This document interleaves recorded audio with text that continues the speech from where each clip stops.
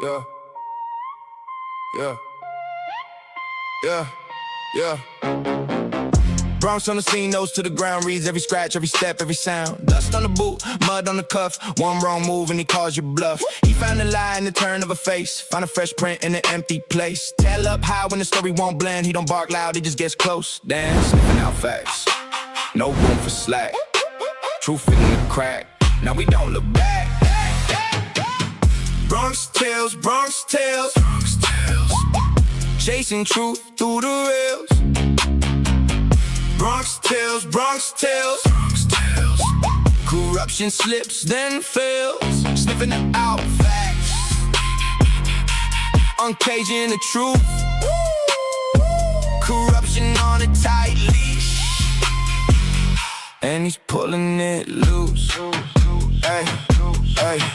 Idaho nights cold, over the floor. 4 names heavy in the whole town, so Bronx in the weeds where the silence stayed, digging for proof in the tracks it made. He found the gap in the masked up tail, found the bent clue in the buried trail. Bone white truth in the folder stack, one clean set and the case swings back. Sniffing out facts, no room for slack. Truth in the crack, now we don't look back. Bronx tales, Bronx tales, Bronx tales. Chasing truth through the rails. Bronx tales, Bronx tales, Bronx tales. Corruption slips, then fails. Sniffing out facts, uncaging the truth. Corruption on a tight leash, and he's pulling it loose. One paw print, one torn thread, one false alibi, falls dead.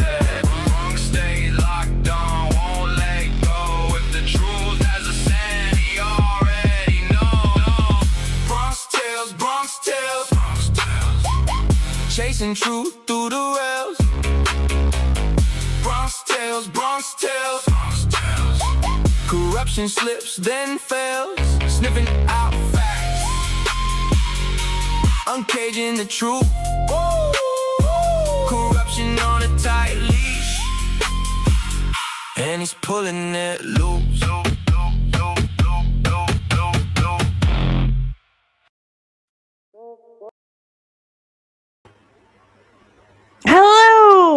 Hello, happy Monday. It's Monday, right? It's Monday.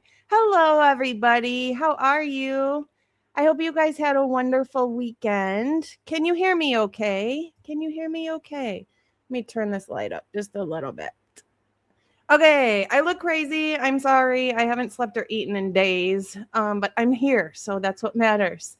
I'm going to say a whole trigger warning just for this whole episode, just in case, because I know I've got some pictures to show you, and I'm going to talk about Bronx for a little bit. So we'll just put a big trigger warning on the whole episode. So your Bronxy update for today is big trigger warning on this. I got a call yesterday afternoon they needed me to go visit him because they couldn't get him to eat. They couldn't get him to go to the bathroom. He was just really struggling.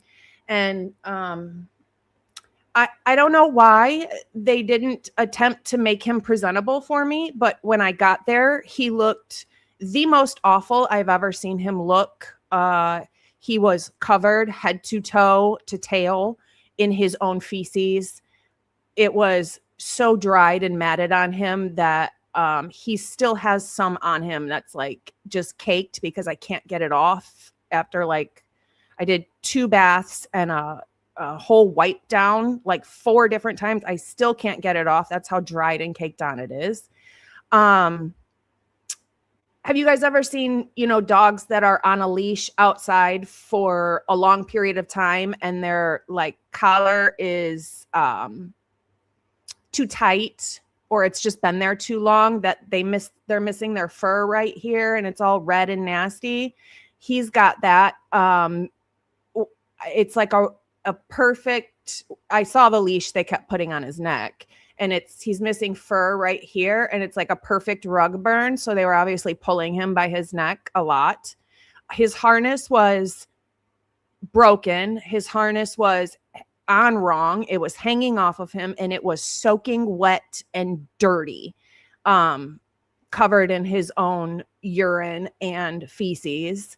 So the only way you can get his harness loose like that is by yanking on, or like, pulling him by his harness. So they were pulling on him bad by his harness. When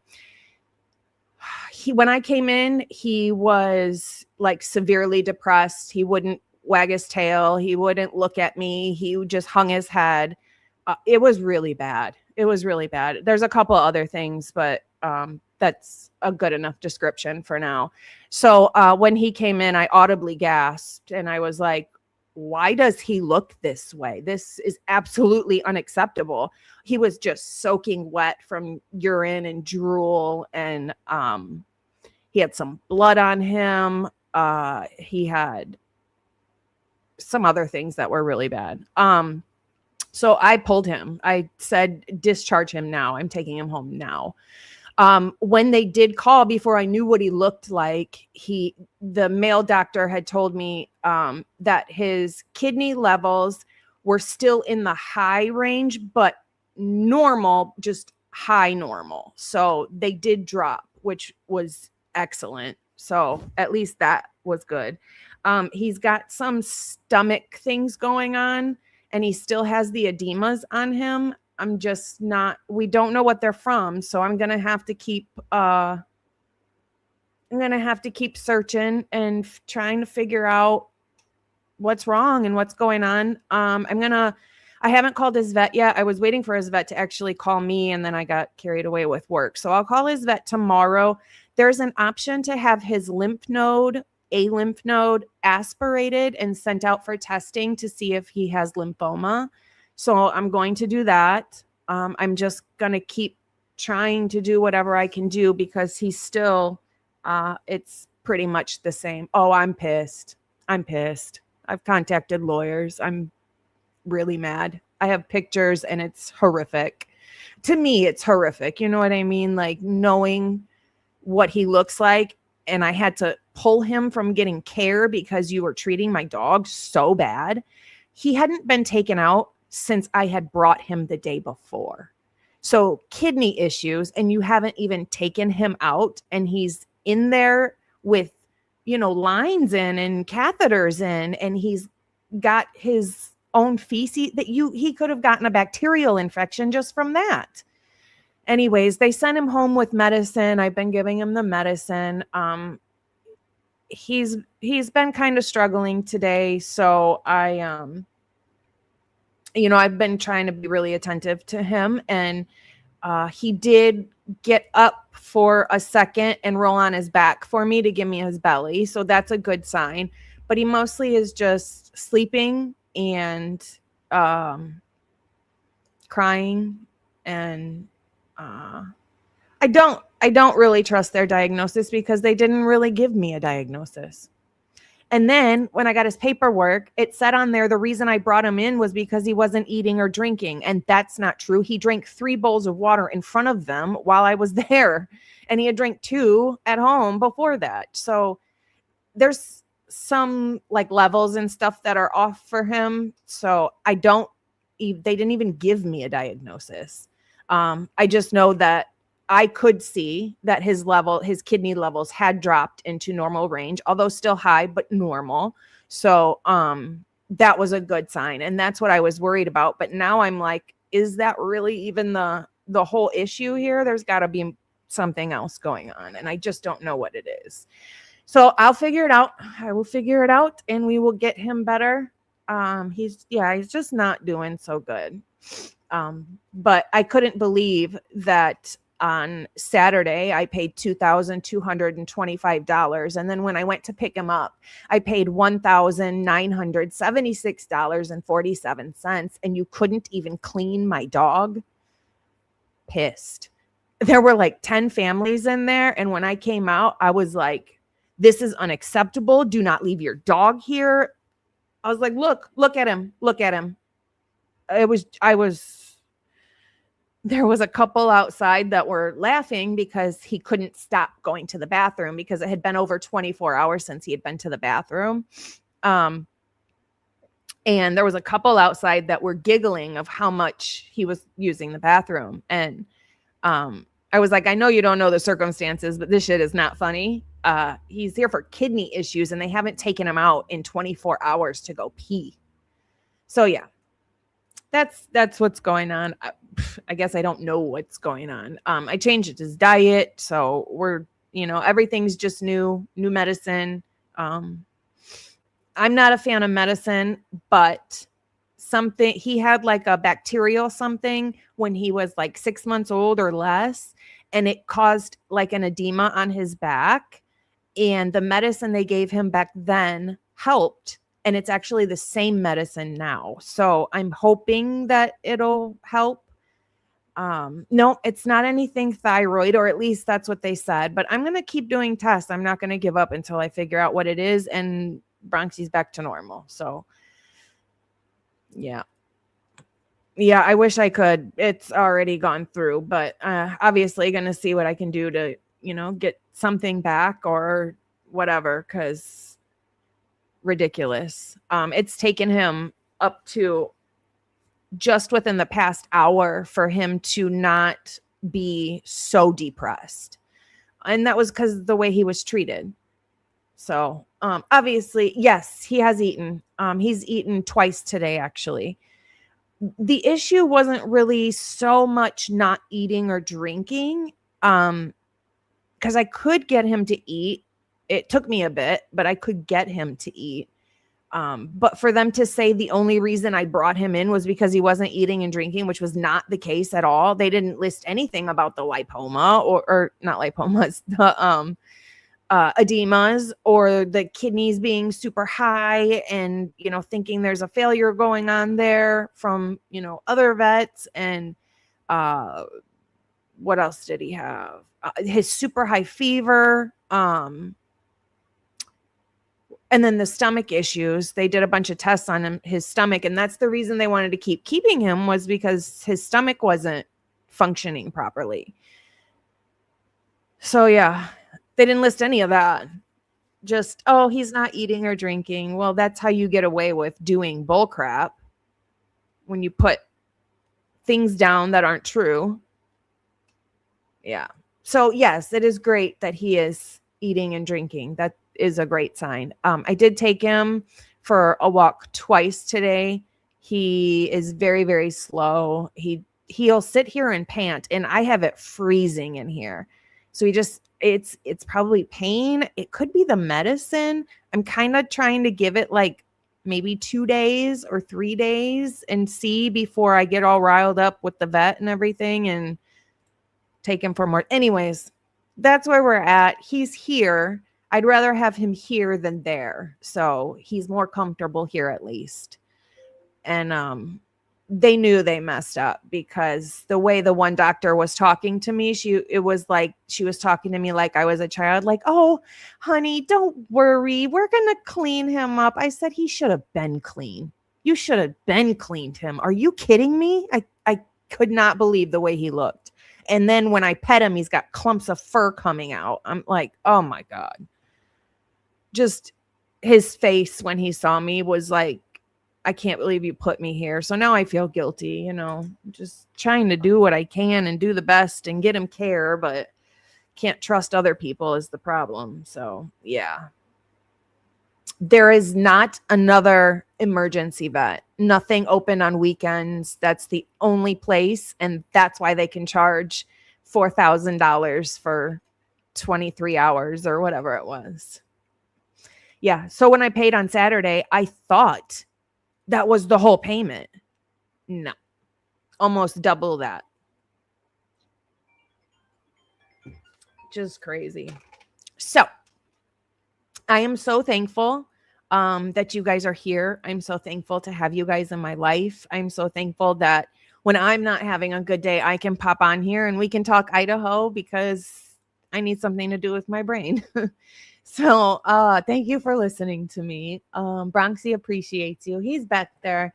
That's pretty much what he's been doing the whole time. He won't really wake up or get up much. When he did roll over and give me his belly, it made me really happy though, because that's kind of like a thing for him, So he's back there. Bronxy. Bronx.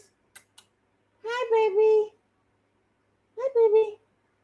Can you see over here? Say hi. Say hello. Okay, now you can go back to sleep. You go night-night. You can go night-night. My sandwich. Oh, okay. That was him being awake. Okay. So I do have actually lots of Idaho stuff. And I am going to say a trigger warning just for that stuff as well. Because I did make some more pictures. They are not as bad or anything as the first set that I made. But I do want to talk about blunt force trauma. And sorry, I have one thing I wanted to get ready for you guys that I didn't have time for. And this is the last screen grab. Okay, now we're good. Okay. So, okay, first I want to say thank you so much, Bianca. Thank you. Hearing this truly breaks my heart. Bronxy's in my thoughts and prayers, and I'm hoping for comfort, strength, and gentle healing to surround him and everyone who loves him. Thank you so much. Thank you so much. Yes, absolutely. May God watch over precious Bronxy, give him strength, comfort, and healing. You and Bronxy will remain in my thoughts and prayers with hope for brighter days ahead. Thank you so much.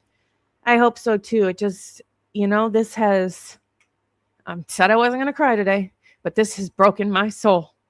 I'll tell you that much. So, okay, we're going to get into Idaho. I promise I will not be so depressing. Okay. First, I want to share, I'm sure you guys have seen it, but I do want to share a really quick Pav video because he's absolutely right. And what he says is super interesting, and we've all missed it. I texted to Conspiraling just a few minutes ago, and we were like, oh my God, how did we miss this? Yes, baby. Thank you. I want to thank everybody. Yes, I haven't responded to anybody, but I will be responding one by one to everybody. I have to be honest. I haven't even opened my email. It's hard for me to be in it and talk about it. And I'm very used to keeping everything inside because, I'm just by myself and there's nobody to talk to but Bronxy, and he doesn't care. So I will. I'm going to respond to everybody one by one. I promise. But I do thank everybody. It's just been a lot. Sorry, his blanket's a mess back there too, but I'm not really worried about that right now. Okay. Hi, baby. You say hi, baby. Okay. Oh, sleepy baby. Okay. My email is Bronx Tales, just like the title. It's TAILS, like a dog's tail. And then it's Bronx Tales True Crime @gmail.com.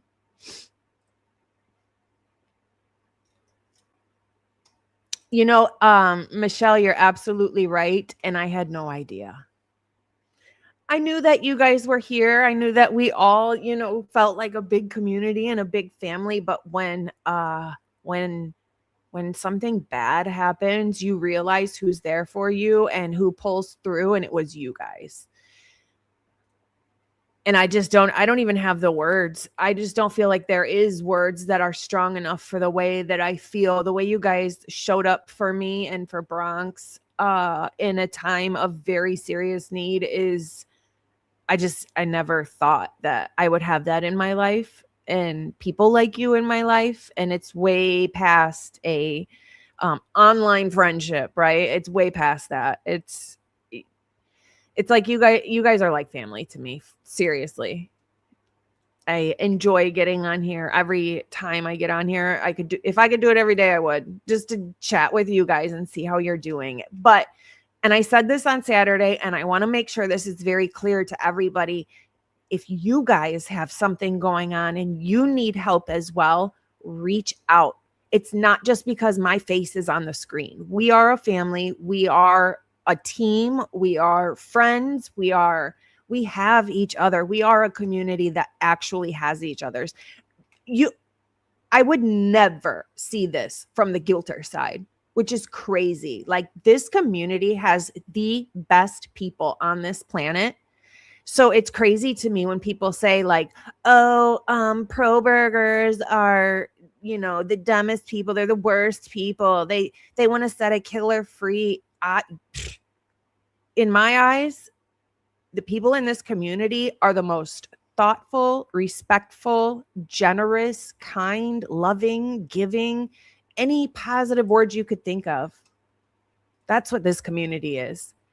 And it's crazy. And so, yes, if anybody else is in a very serious crunch and needs help, reach out to us. Send me an email. Get my phone number. It's not that difficult. There's some people that have my phone numbers, and you can, if you need to reach out to somebody else to get my phone number and call me, send Dago an email, send Mikey an email. I can't even begin to tell you how much Mikey was here for me. I mean, every second of the day, he was on pins and needles waiting for just a peep from me. I didn't know that I had that. And now that I know, I feel different, I feel almost empowered, and like I do have an army behind me. But I want you guys to know that you do too. I'm behind every one of you as well. So I love it. I love it. I love you guys. I love this community. Okay, let me play this Pav video. Shoot. Sorry, I just want to make sure the volume. Bronx got sedation too, so I haven't given him any today. He got some yesterday afternoon, but that's about it. Okay, here we go.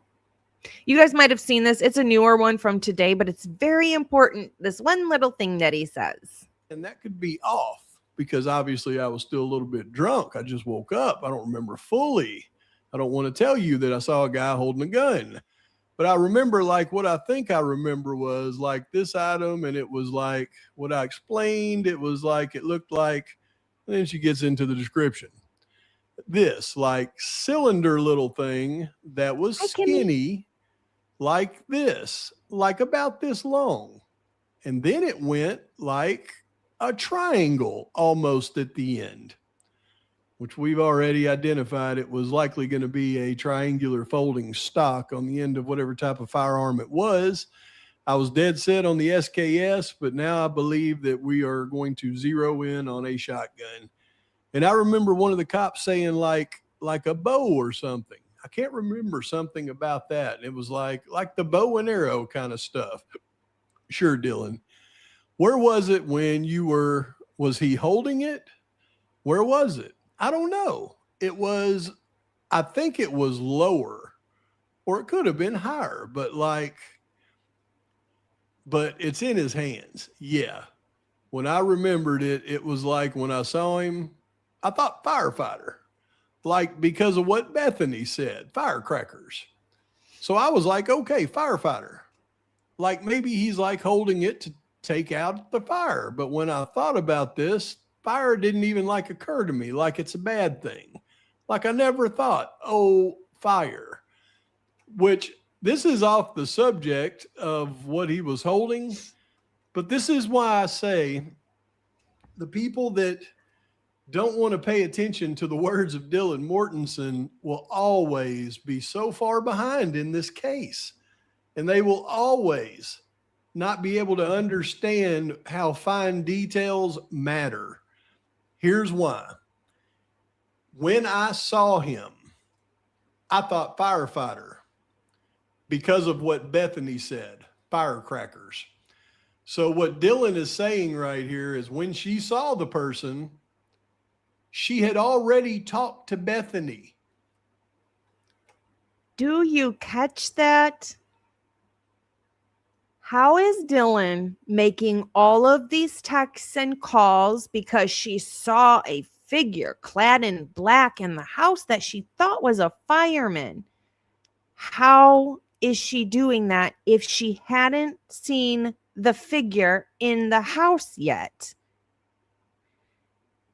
She says,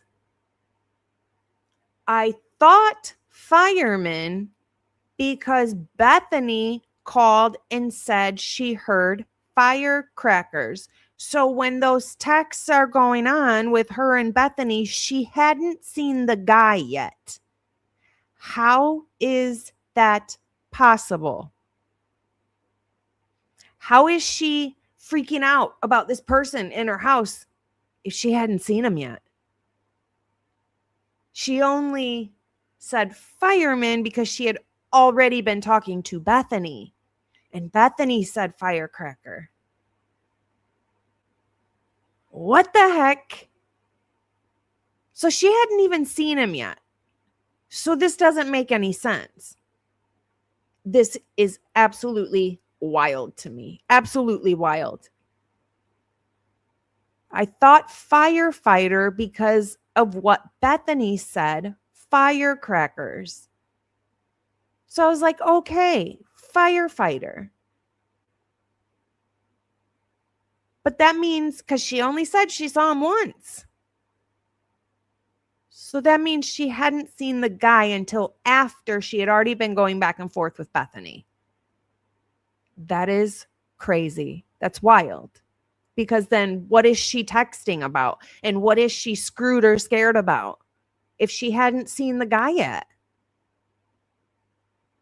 Also, if he's holding something, how do you not know if he's holding it at waist level or at chest level?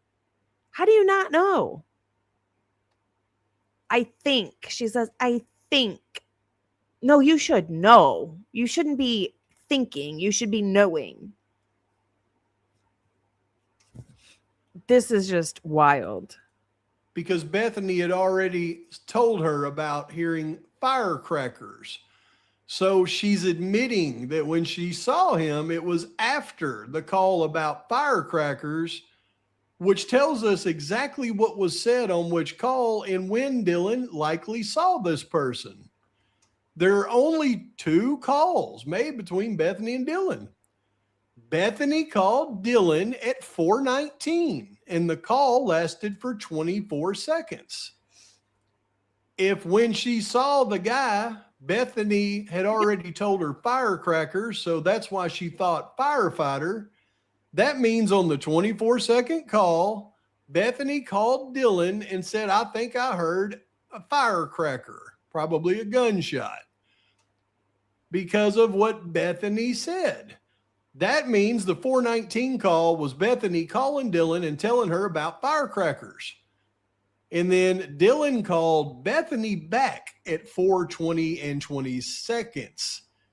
That would have been right after Dylan had seen the firefighter. What does this mean? It's critical in the case. This is Dylan admitting that Bethany's call was that she heard firecrackers, proving the 4:20 call was I saw the guy. Why it's so important is the door is heard being shut on the white car at 4:19, just after Bethany dials Dylan to talk about firecrackers. It's triple verified with law enforcement doing the door test at 1112. So the guy she saw could not be the guy who drives off in the white car. Boom. That is huge. That is so big. If Bethany calls at 4:19 about the firecrackers and Dylan calls her back at 4:20 and some change, that's when she had just seen the guy. So he can't go back in time, just like all these sightings of his vehicle, the time is off. And, he sees, they're saying that his car is on camera at, 3:19. and then he's on the next camera going forward at 3:15. Like, that's not possible to do that. You can't go back in time and go forward at the same time. I was just making those times up, by the way. That's not a real time. But she can't see the man in her house at 4:20 when the man in the white car shuts his door at 4:19, also has a walk to get to the car. So, no, that it just doesn't work that way. You can't do it that way. And that is insane.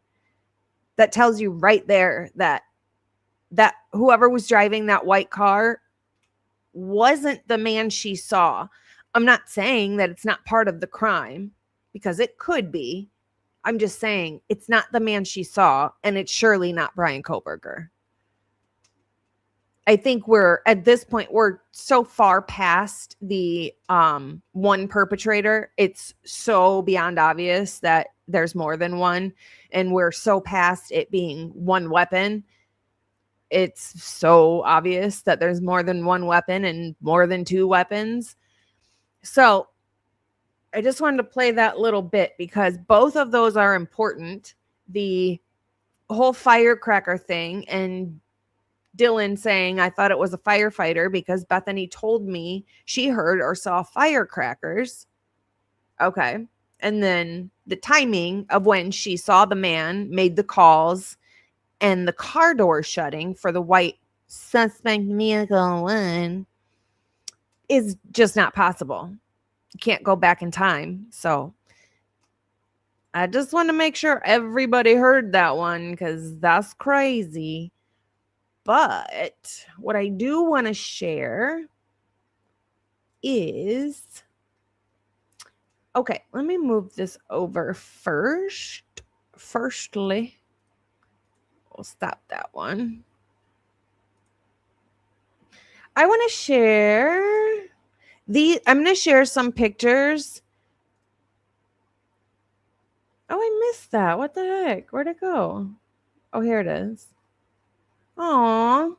Thank you so much, Dana, from my baby Whiskey River to Bronx. Oh, what kind of puppy is it a puppy or a kitty? Oh.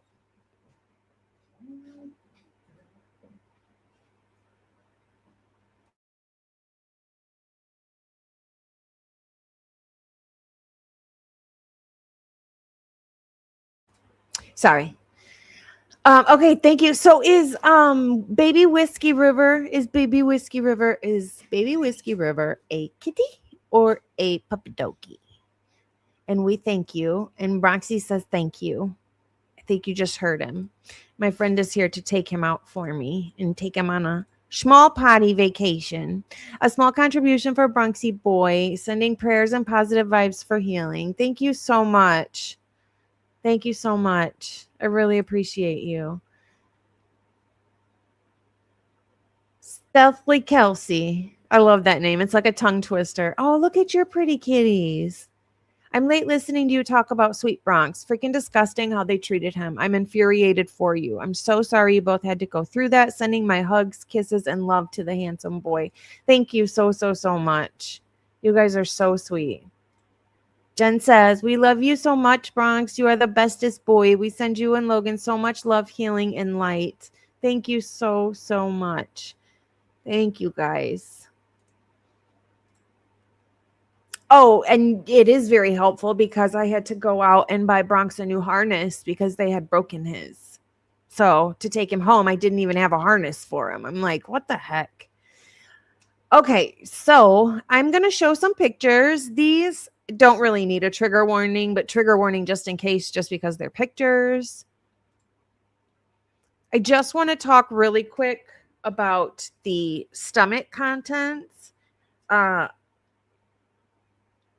So this, any pictures I make, I'm going to add them to the Google Drive with all the other pictures I've made. So if you ever need to, if you are reading the autopsy report and you're like, what is this? Or what's this mean? Go to my Google Drive, click on the pictures. I mean, my pictures come with detailed, where everything is, everything they're talking about. It'll show you what it is, where it is, and what it does. So this one is Ethan's. His stomach contents, and it shows you the little measuring cup here. It contained approximately 100 milliliters of watery tan fluid, and it did not have any food or pill fragments. And that's okay, because we know Bethany said that she was in Xana's room at 10 o'clock and watched Ethan snorting the medicine. So that's okay that he doesn't have pill fragments. He snorted them. So of course he wouldn't have pill fragments. But he did have 100 milliliters of watery tan fluid, which I would assume would be alcohol that's in the process of digesting. And I think that's all this is. This just gives you a diagram of where everything is in the stomach, because they do talk about it in the autopsy report. Or not the stomach, but the abdomen as a whole. And then we have, oh, thank you so much, Sally. Sally Port. I always love that name when I see it. Healing love for Bronxy. Logan, you're the best mama to your boy. Thank you so much. I appreciate you guys so, so, so much. It makes me want to cry every time. Thank you so much. You guys are just so amazing. Yeah, it was. I'm not even describing everything, because there's some things that I just don't want to describe because it's icky and bad. People. Okay, this one is Kaylee's. So Kaylee's lumen contents were abundant, dark brown fluid and partially digested food fragments. What's interesting about that, Kaylee, if this happened at 4 o'clock, Kaylee had not eaten since 1 something, right? On the way home from the grub truck, because nobody upstairs when they were hanging out in the room said Kaylee was sitting there eating her food. Nobody said that. Nobody said they were eating when they were up in the room or when they got home or anything. From my understanding, they were eating it in the car. Does anybody know how long it takes for maybe some mac and cheese to digest? I actually don't. I'm going to look it up real quick. How long does it take for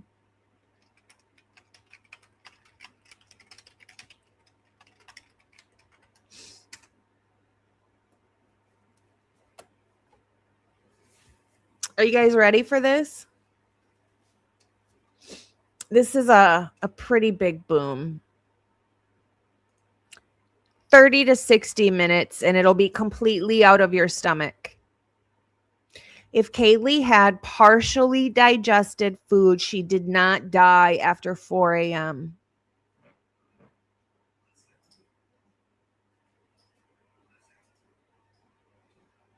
Oh, cool. I'll have to check it out. Thank you so much, Witch. Sweet. Okay, yeah, I'll have to check it out for sure. Trigger warning. Yes, they did have the carbonara. But wasn't it in the car? Didn't they eat it in the car?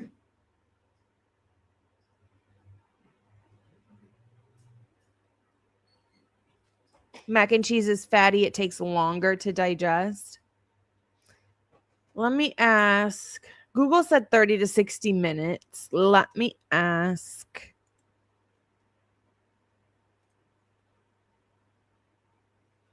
One second.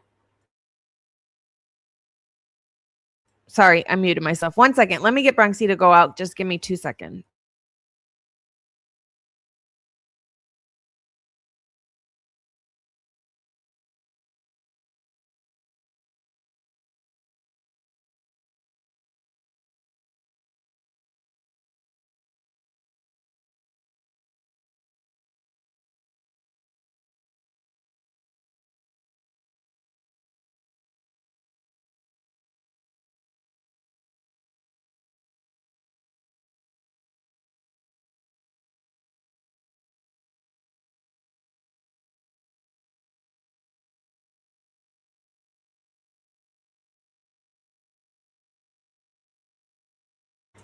Okay, sorry, I had to physically get him up.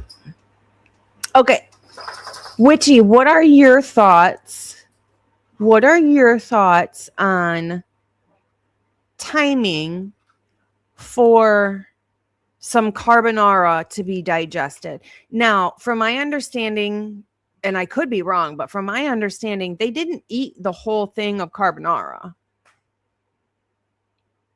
And it was between two girls. So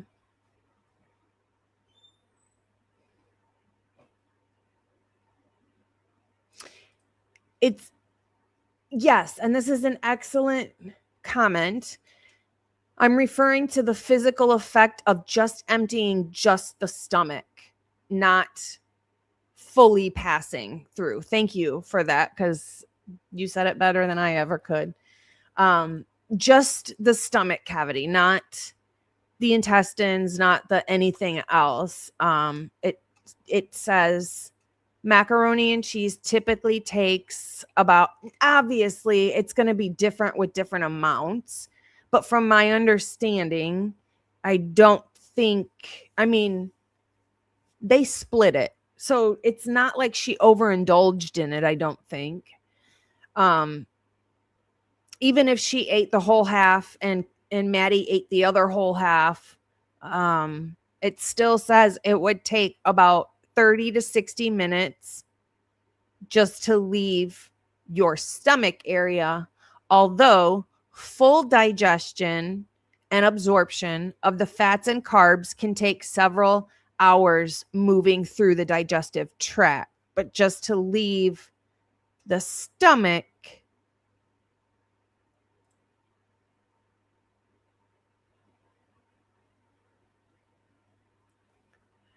okay, so it could be closer to an hour, hour and a half maybe then. But just to leave the stomach is like an hour-ish, 45 minutes or so. Oh, thank you so much. Thank you so much. You are so sweet for your doggy, hon. Aw.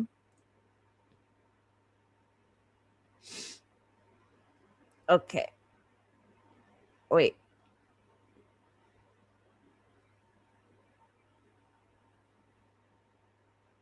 If Kaylee had just a few bites, it could digest within an hour. I wish we knew. I wish we knew how much she ate, you know? I just keep thinking that both Dylan and Bethany were up in that room with her, and neither of them said that she ate.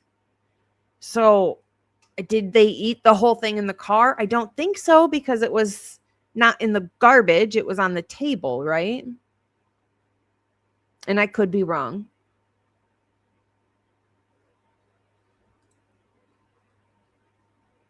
To leave the Tommy. Oh, thank you so much. Sending love to you in Bronx. Thank you so much. This has been very, very trying on me. That's for sure. It takes 1.5 to 2 hours to digest through the stomach. Interesting. Google said 30 to 60 minutes. But still, okay, let's do the timing on that. So they got it at what, 1:47. They were eating it in the car. 2:47, 3:47. That's 2 full hours. And they didn't even, from my understanding, didn't eat that much. It's not like they had a whole bowl, a whole plate of it. So I suppose it's cutting it close, kind of, if you go in the 2 full hour mark. But still, by 4 something, it would not still be in her stomach.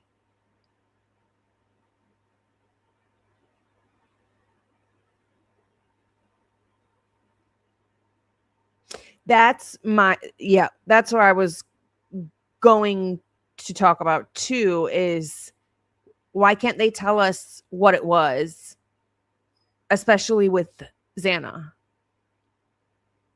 Yeah, and we're absolutely going to get there. Yeah, so I thought it was spilled in the car, That's why he had to clean the car. Right. So some of it was also lost.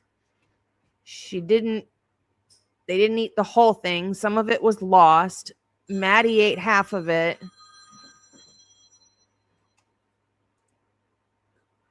I don't think it would take 2 hours for a smaller amount. I just don't. I really don't. So for me, I think that for it to still be in her stomach, she would have had to pass much earlier than 4 or 4 something.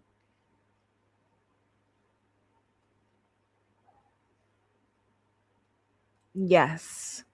You're very lucky to have such a kind, loving community supporting you. It's nice to see these days. Prayers for your pup. Thank you so much. That's a cool picture too. The Rubik's Cube.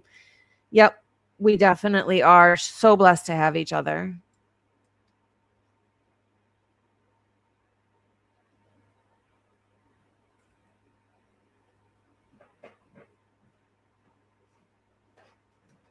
I don't know. I think I'm going to have to dig into this like way, way deep. Spend like hours really digging into this. I'm going to check out your info and stuff though, Witchy. I just don't think for me, my brain is not like allowing me to think that by 4 or after 4, it would still be in her stomach. I would think it would have passed the stomach by then. But I'm not always right either. Just thinking out loud. That's all. So yeah. Kaylee's are abundant dark brown fluid and partially digested food fragments.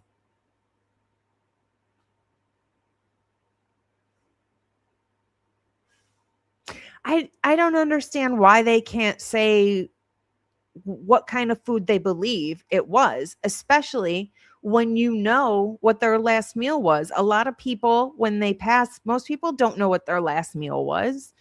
They know that information, or they could have known that information. Why wouldn't they try to identify what it was? Because that would give you a more,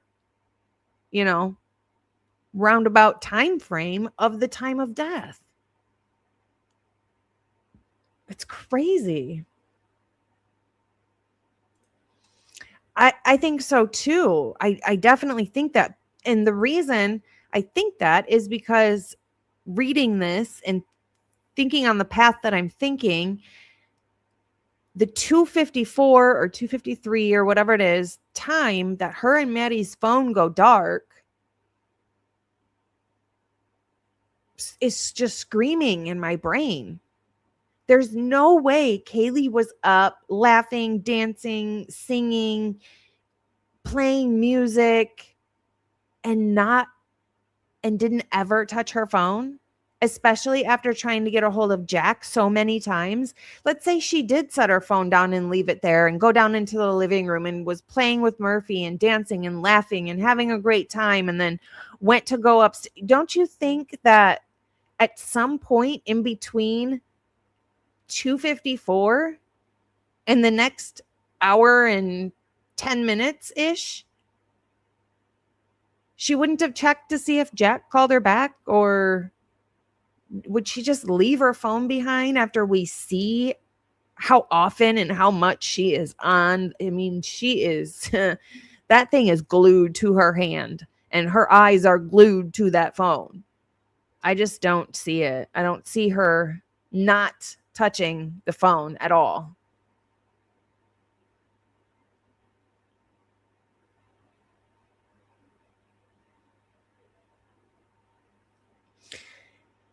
Yeah. Yeah. And I'm going to show you another picture here in a little bit when we go over blunt force stuff that also raised a question to me on what was actually going on in that house that night. Blue-eyed butterfly, member for 3 months. Look how much love and prayers truly help. Aw, love you guys. Absolutely. Right. Maddie was calling Jack and Xana and Bethany. Why did Bethany ignore her call when Bethany was clearly awake? That's like creepy to me. Super creepy.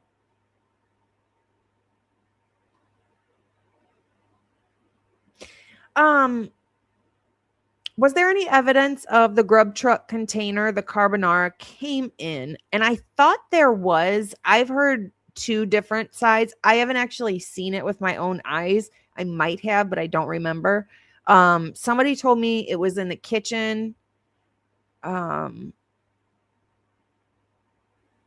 think that's what I was told. It was not recent though. It was a long time ago. I think that's what I was told, that they saw it in the kitchen, but I didn't go back to verify, so I'm not sure. And that's a good question. Thrive says, hi, Thrive. Good to see you. When you are too intoxicated, your stomach shuts off, and that's why you puke. Your body is getting rid of it. That's a good point. I'll have to add in there when I do some research how alcohol affects the digestion. Yeah, exactly. There you go. Her phone was calling Jack. We don't know if she was behind it, though. Hello, Nana. He's home. He's home. I made the decision to bring him home instead of leaving him there because he wasn't having a good time there. So he's home. We're going to do what we can to fix him. Well, we'll do everything we can to fix him. I just don't know what that is yet. But he's here.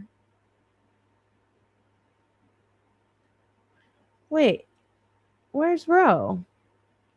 Oh, there we go. Ro says, Bronxy, get better. Member for 3 months. So cool. So cool. I don't even feel like I've been online for 3 months. Yes, he is. He's on medication. He's on 4 different medications. But yeah, I'll be following up with my vet tomorrow. So I just wanted to get him home and calmed down and treated better. What is the brown fluid? Blood? Hi, Michelle. Thank you. Abundant dark brown fluid. I'm thinking that would probably be a mixture of maybe something she drank, but also stomach acid that's breaking down food. So you're not really going to have a whole bunch of stomach acid just in your stomach naturally, but it becomes more abundant when your body's trying to digest food so it can break it down. It, it makes it softer, breaks it down, and then starts moving through all the other intestines. So I would say that that's what that is. Probably a mixture maybe of some things. I'm not sure if she had something to drink with it or not, but more than likely just the stomach breaking the food down and what is produced while that happens. And you guys know if I'm wrong, you're more than welcome to correct me. Oh, it breaks my heart.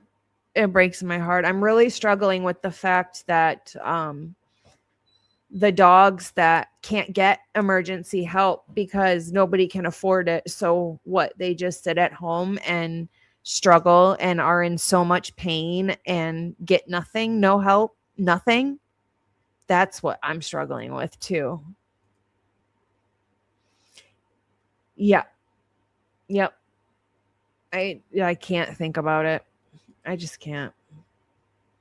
Okay, we're going to move on to the next one.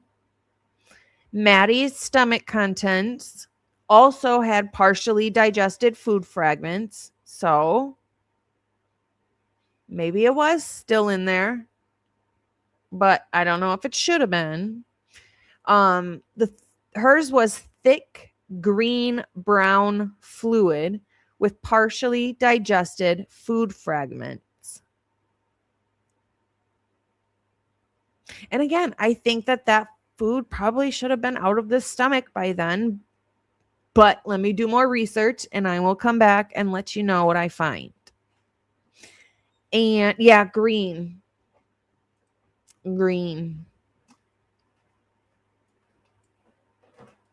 Let's look up. I want to know why some is green, and it could just be like her body and the way her body produces, bile or her stomach acid.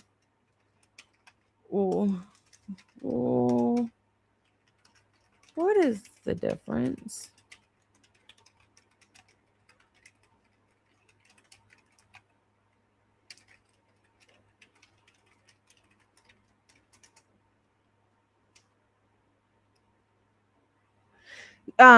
Green usually indicates the presence of bile, while brown usually points to the presence of digested blood. Interesting. So yes, Kaylee's very well could have had blood in it as well. And that actually makes sense because we know that her nose was broken. We know that she aspirated on blood. So it would not surprise me if there was blood in her stomach.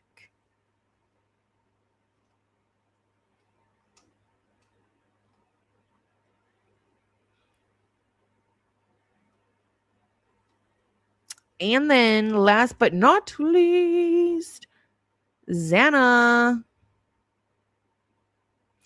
Hers had abundant, partially digested food fragments. What the difference is here, hers does not have any liquid in it. So that means her food was eaten way closer to the time that she passed than the other victims.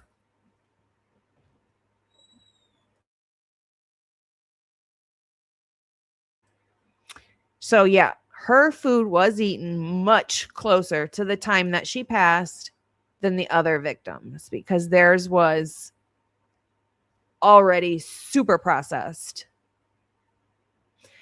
Okay. So now, I don't want to do that. Okay, let me stop this one. Now I want to get into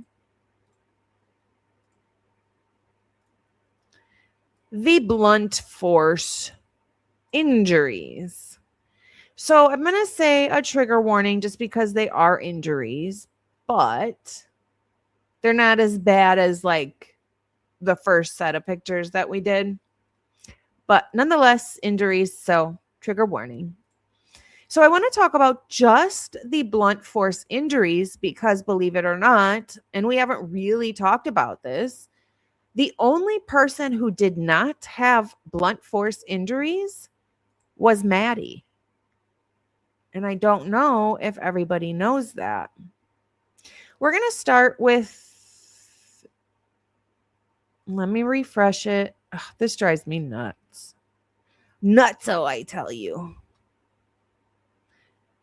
We are going to start with, there we go.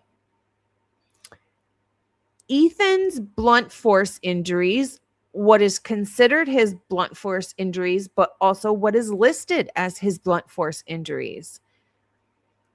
And it definitely could have not looked like this. It could have been much worse, much more bruised, deeper, wider. You know what I mean?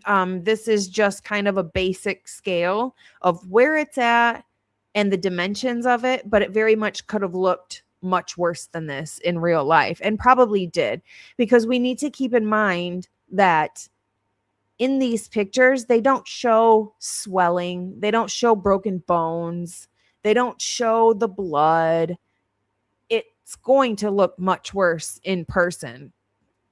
So Ethan has one on his arm, a curvilinear, discontinuous red abrasion that extends transversely over the right deltoid, measuring 2 inches in length. So up here, about 2 inches, and it's curved a little bit. He was hit with something for sure. This one on his finger is just like a little, maybe during a struggle. But you can't tell me that Ethan didn't try. I feel like Ethan could have taken a person, right? Much bigger, much stronger. But what's interesting to me here is this mark on his left wrist. Did they tie him with something? Did they tie Ethan with something? Knowing that without it, they could not take him down, that there's no way. Was there more planning than what we think? I have been thinking on this. How much time did whoever did, the people who did this, how much time did they put into planning before they did this? Gathering the items they need, thinking of a plan, an entry point, an exit point, who they're going to attack first, what rooms they're going into, what time they're going to do this. How much time was put into planning this out and then continuing to gather every tiny specific detail to execute this plan? Did they put something around Ethan's wrist? Did they tie him to something first?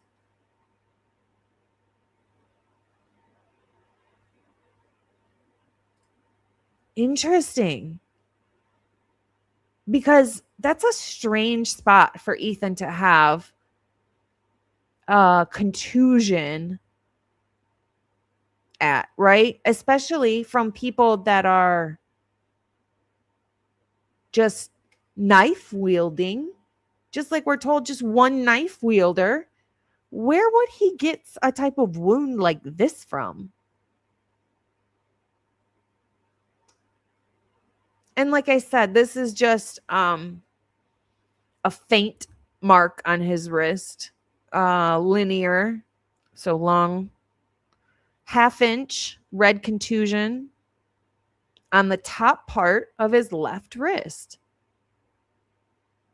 I mean, I've been in handcuffs before, and that's what it looks like.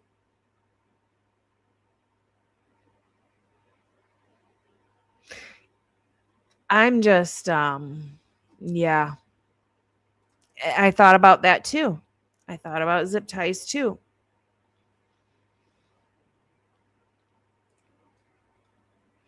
But we haven't looked at just the blunt force injuries, and I haven't really seen a bunch of other people kind of going through just the blunt force injuries either. And, it's interesting because everybody just talks about Kaylee, and I don't mean in this community. I mean like law enforcement and every person that has to do with this, investigation or lack thereof just talks about Kaylee. And I get that hers were terrible and the worst and made her unrecognizable and broke bones in her face and all that bad stuff. But other people had them too. The only person who didn't have blunt force injuries was Maddie. But they don't talk about that. Oh, Kaylee was definitely bound and gagged. Absolutely.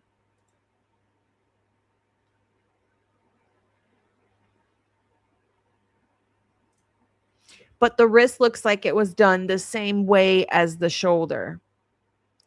Maybe. It could be. It could be from a weapon.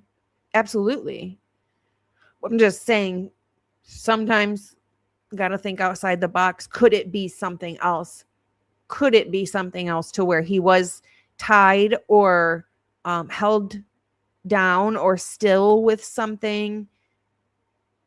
And the only reason that's interesting to me and that I thought of that was because nobody else has wounds on their wrist like this.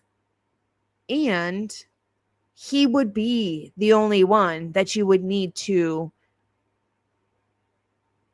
tie down or handcuff or, make sure that he couldn't take over the people doing this because he's tall and big and strong and athletic. And they needed to make sure he wasn't a threat to them. Hello, good to see you.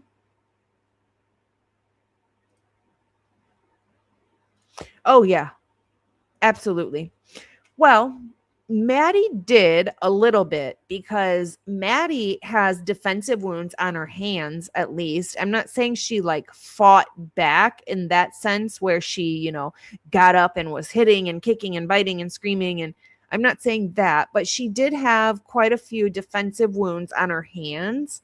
So she was at least trying to keep them at bay or trying to grab the knife or something. But as far as like actually putting up a fight, Maddie was the only one who probably didn't. So yeah, you're spot on there. Ethan's feet never touched the, hey Jeff, good to see you. Never touched the bloody floor. Seems the killer didn't let Ethan even begin to fight back. Ethan does have defensive wounds, so he did fight back. But you bring up a really good point, and that is that Ethan's socks didn't have any blood on them at all. So his feet did not touch the floor.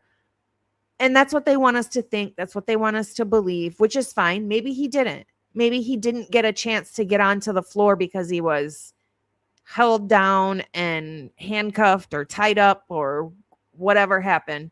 Just speculation. I'm not saying that did happen, but it's a possibility, especially seeing the wounds that he has. Yeah, he had socks on. But that's what I was going to say. But were those socks put on after to throw off investigators? We don't know. I mean, look at where we see Xana's bracelet. Nowhere near the home. Her bracelet is broken. Logically, could that have happened during a party? Possibly. Could it have happened during what happened to them? Possibly. All right, let's keep going. Then we've got Kaylee's. Keep in mind again, they don't look as bad as what they're going to look like in person. And that's because these pictures don't show blood. They don't show swelling, broken bones, things like that. So I do want to just go over the blunt force injuries though.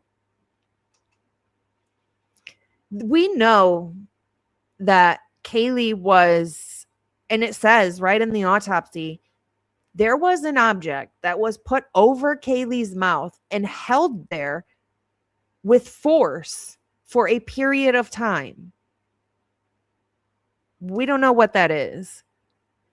But one thing that struck me as odd. So Kaylee had a blunt force injury to the side of her head, which was really bad. Both of her eyes were black, so probably swollen shut as well. Her nose was completely broken. She had bruising all around her mouth. She had striped wounds on the sides of her mouth. She had petechiae in her eye.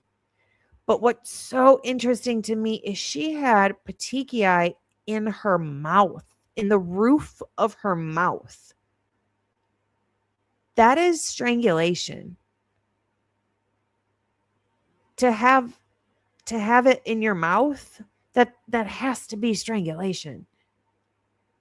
And I think maybe were the neck wounds done to also throw off investigators so they wouldn't be able to tell that she was strangled, or even maybe get handprints or the size of someone's hand or anything off of her neck?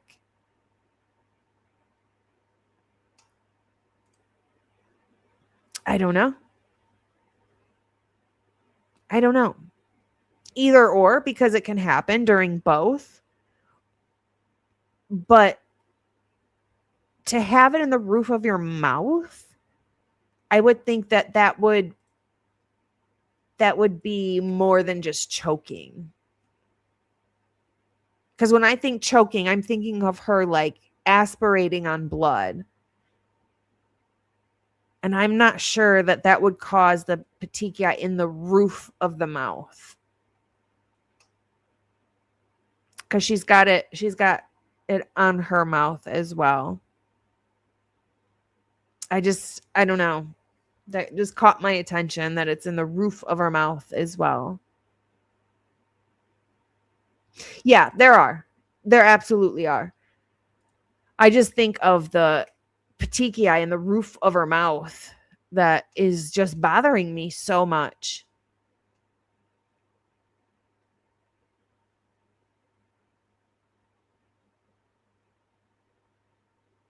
So, which one does it say?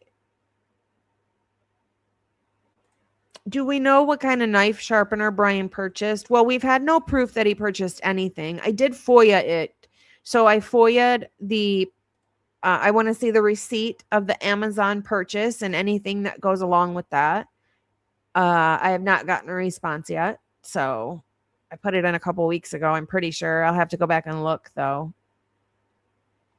Susan says, which image is her mouth, 4 or 5? So this is showing you the 2 different descriptions, because in the picture it wasn't putting both of them on at once. So this one is the bruising that happened along her lower face that's described, but what is also described is bruising striped pattern on her mouth or on the sides of her mouth as well. So it's really, you would just combine the 2. But it's trying to show you the difference of what those 2 would look like separately. But really, you would just combine the 2 because both of them were there. So that's what that's doing. And then these are Xana's blunt force injuries.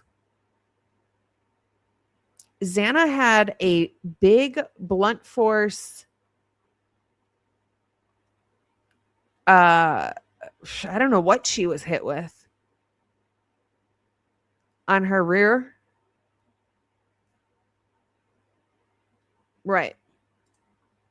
I mean, this is a lot going on here because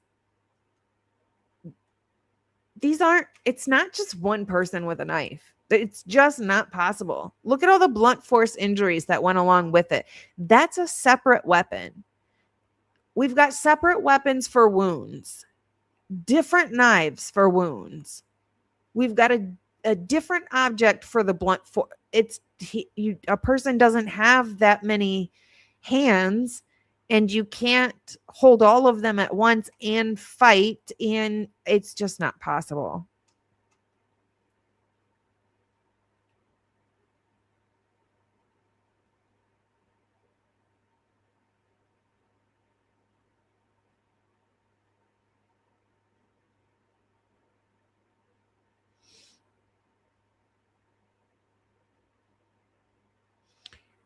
So yeah,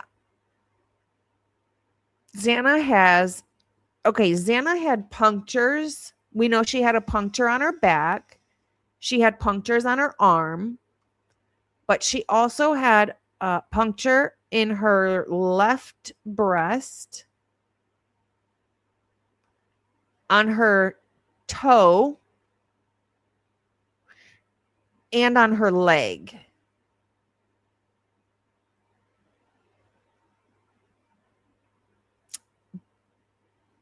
Lots of bruising on her face. She had a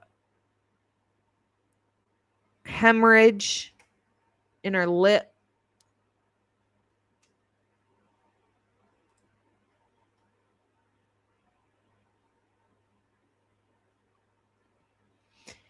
These are Xana's, and they're everywhere.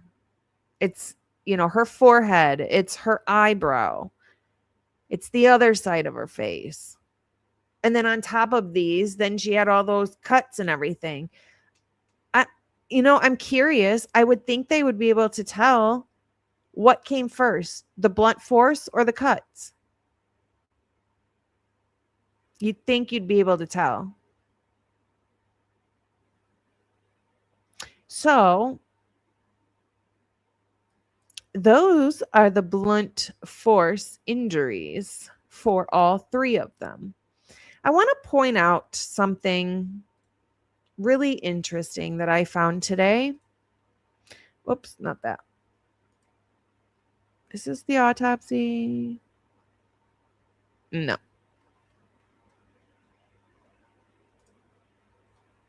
One second. Let me find the autopsy. Is this one the autopsy? Where did it go?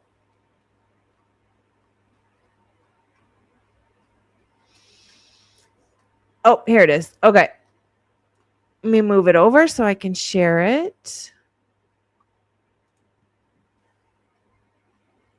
It's definitely not the handle of a K-bar, because the marks that it's making is not what the handle of a K-bar would look like. And it's not the handle of the K-bar that was put over her mouth. That's not the object that would have been put over her mouth to make her not be able to breathe. It's not the handle of a K-bar.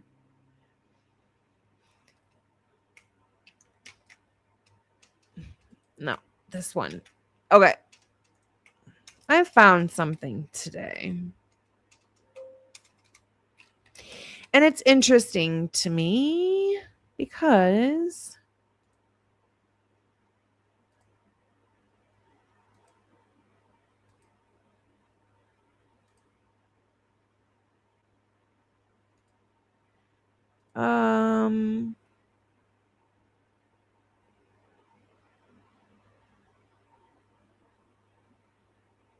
here we go.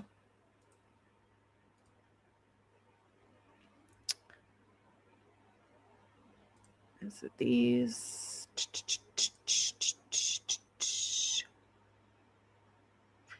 Yep. Trigger warning for this, because I'm going to show you a picture that is the reason that these pictures were removed originally. So I'm going to show you the one picture of Xana, and I'm not showing you Xana to show you Xana. I'm showing you Xana to show her shirt. We all know, as described by every single thing in this case, as you see in this picture, right down here, let me move this. This is Xana, and this is her shirt. And I'm sure every single person in here can tell you what color her shirt was. It's a gray sweatshirt, right? Xana was in a gray sweatshirt and a pair of beige thong underwear, right? We all know that, right? So, can somebody explain to me why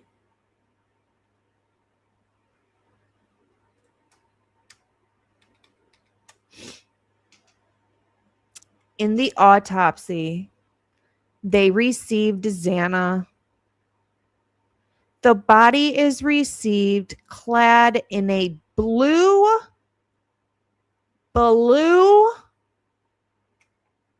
long sleeve pullover sweatshirt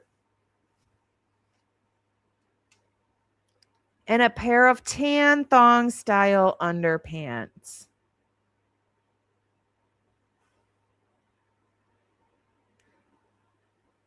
Let me say that again.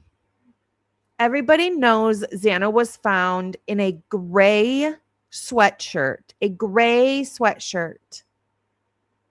So why in the world Does her autopsy say they received her body in a blue long sleeve pullover sweatshirt?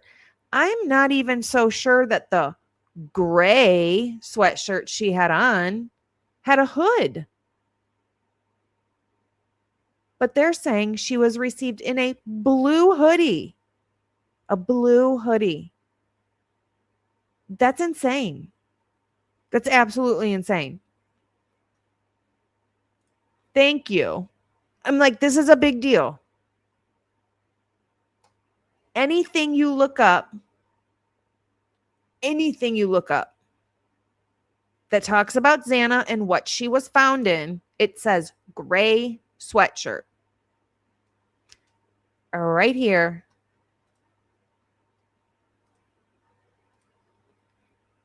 Blue long sleeve hoodie pullover. This is Xana. Blue.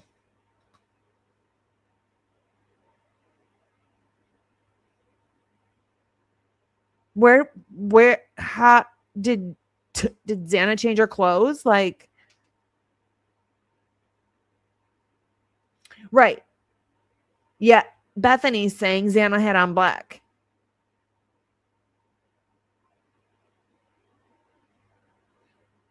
Aww. Oh, interesting. Oh, interesting. I'll show the picture again. Let me share it one more time. That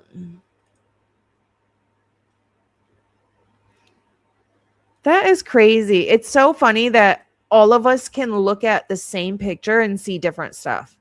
I love it. I think it's a good crazy.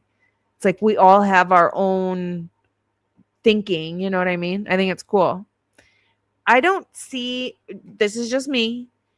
I don't see plaid. I see a gray sweatshirt. But I've seen her in other gray sweatshirts. In particular, there is one that is this exact color that she wears, and it does not have a hood, and it says Idaho on it, and it's got really thick sleeves. It's right here. Hold on. Stop. Let me share this. I just found it that quick somehow.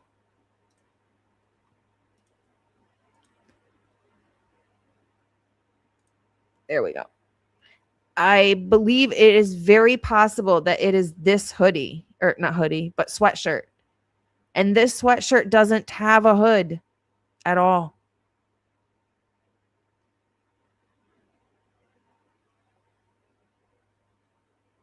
The pattern of the gray, how thick the sleeve is, and the way it looks on her arm looks very, very, very similar to the picture that we just had on the screen with her laying on the floor. Because it makes her arms look really thick, right?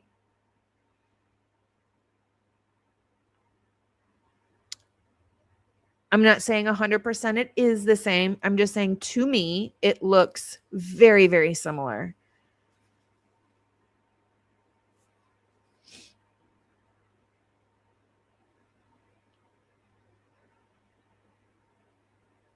$9.45. All right, let's go to $9.45. Yummy share. Yummy share. Let me share. Let me share. Add to stage. We'll go to $9.45.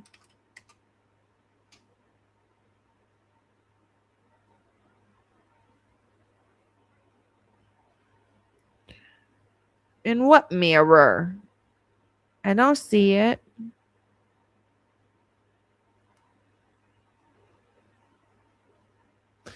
Let me zoom out.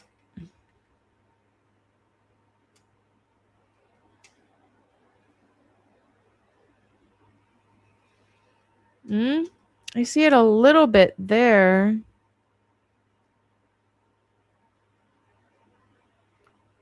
Too blurry.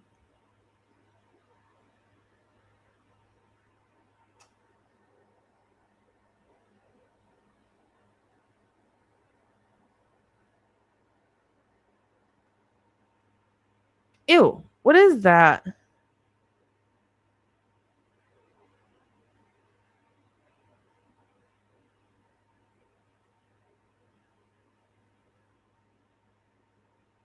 What is this?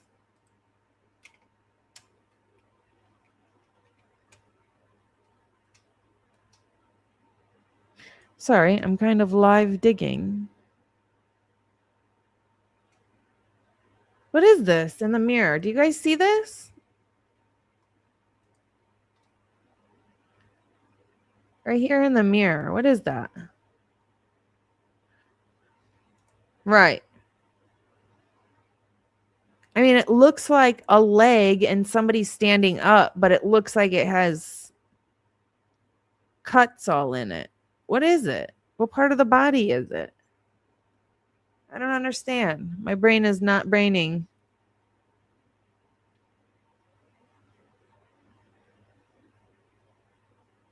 Yeah.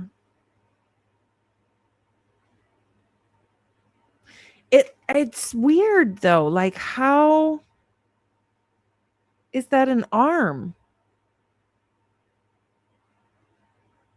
That's a really thick arm. And how is it vertical? No, that's somebody's pants. Do I see a belt? What am I looking at? Jesus. It is. It's a reflection of something, but I can't tell what it is. And it looks like there's like a cut there and a cut below it, but it also looks like a belt with a black shirt above it and then a sweatshirt above that. No, it's not. Is it? No. Is it?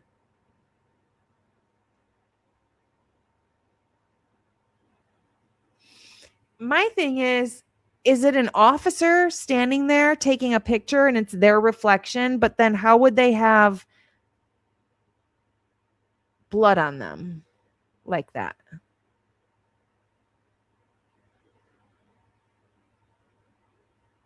I'm so confused. It's not Ethan's leg hanging off the bed, is it? No, it's too close. It's too close. This is so weird. I have no idea what I'm looking at. Hanging down and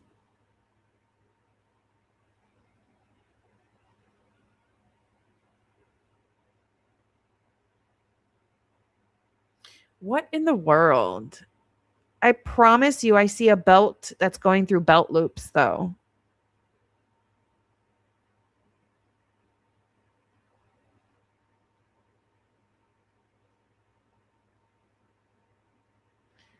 I don't know. I'm trying to figure out where it's reflecting from. Like, to me, it almost seems like it's the person taking the picture and it's their leg with pants on. They're standing up. They have a belt. They have their arms up, so their shirt's coming up a little bit. They have a black undershirt on. But why is there blood all over their pants like that? It's his arm?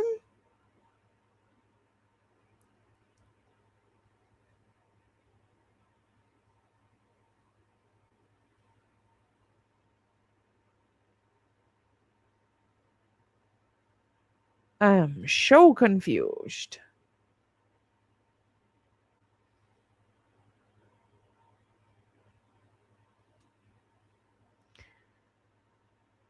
Look at 951. It is the drawer. Okay.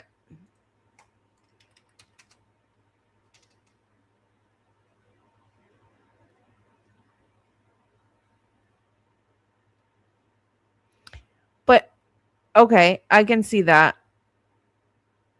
But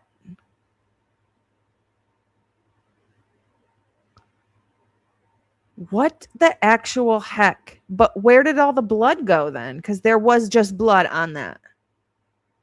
Did they clean up the blood off? Was there blood on the mirror and they cleaned the blood off the mirror?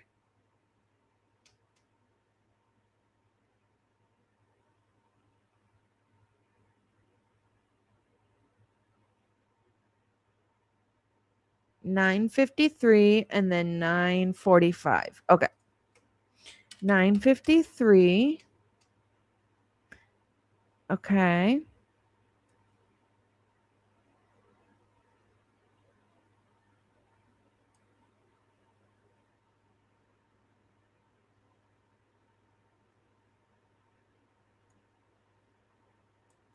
It's the freaking sheet or comforter.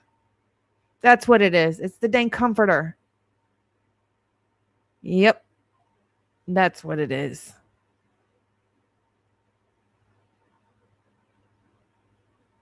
It is the comforter.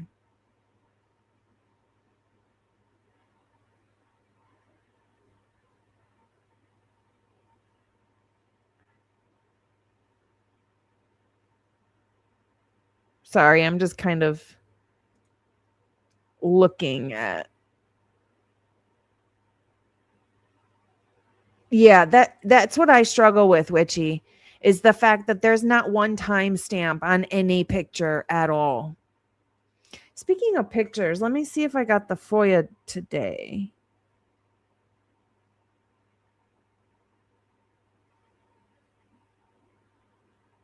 Not there. Let me check here.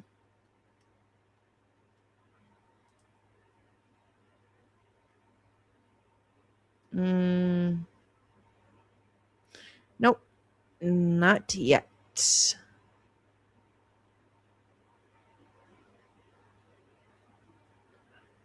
Nope, not yet. Okay. Let's keep going.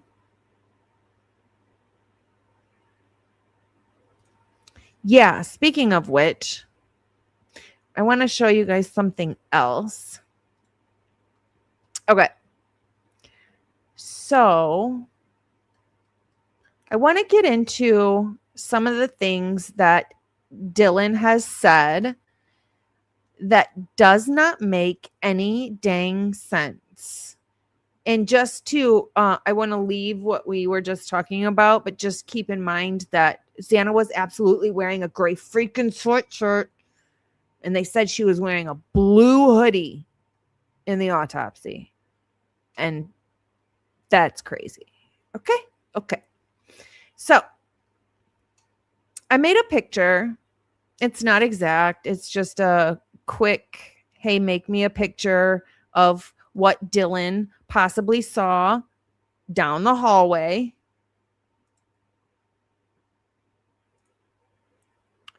Because both Conspiraling and I want to know, how in the world would Dylan see that Xana had on beige underwear from that far away, and she's saying that she doesn't know if any lights are on, and you are not going to be able to know that she had on skin-colored underwear. That is not freaking possible.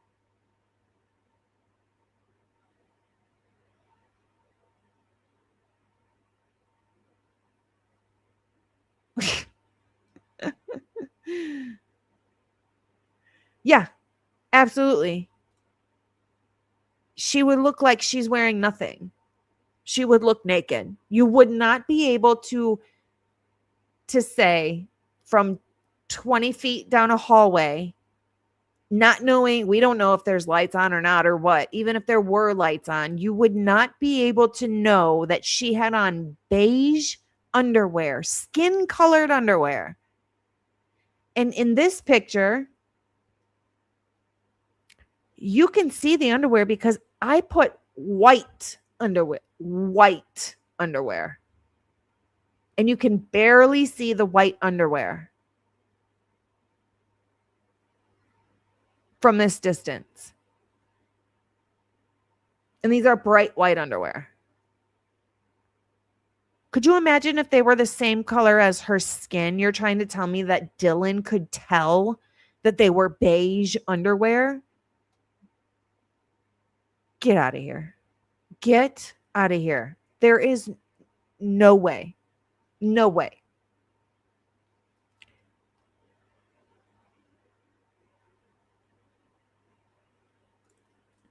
Exactly.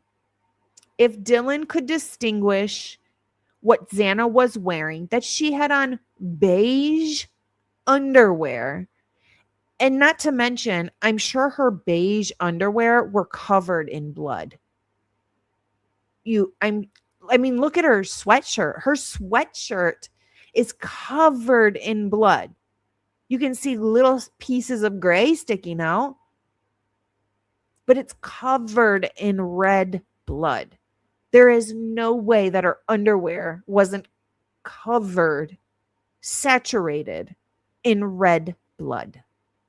So if she could see that she had on beige underwear, then she could see that her beige underwear were covered in blood, that her sweatshirt was covered in blood. I mean, she had holes all over her sweatshirt covered in blood.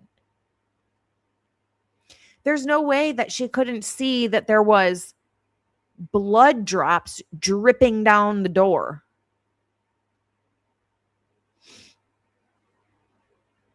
Yeah, exactly. She can see beige, but not red everywhere. All over the walls, all over the door.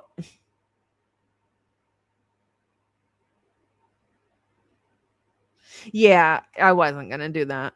Yeah.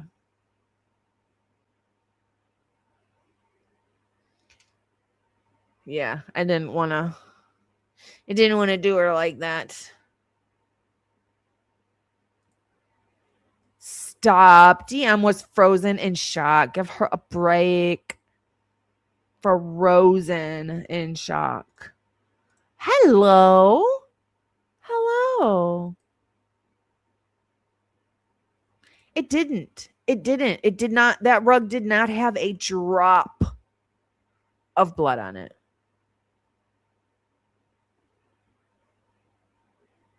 Yep. No, absolutely not. It is not the posture of a passed out person. Absolutely not. Absolutely not. Let's not forget. Tooth and he had a toothache.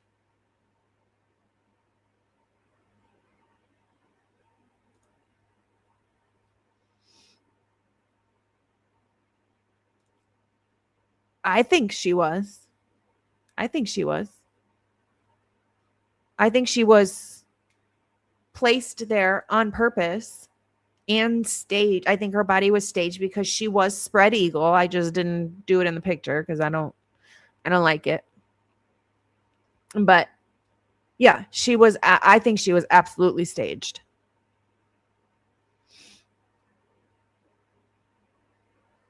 Bianca, thank you so much. Thank you so much.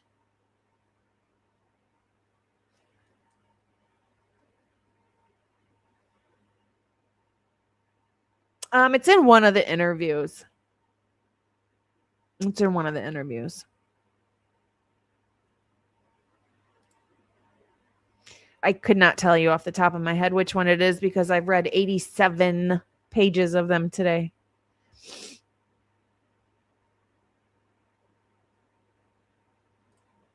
Did Xana have any wounds on her wrists, like from a bracelet being torn off? Let's look.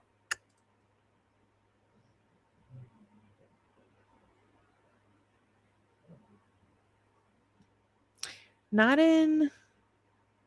Here, we'll look together. We'll look together. Okay, so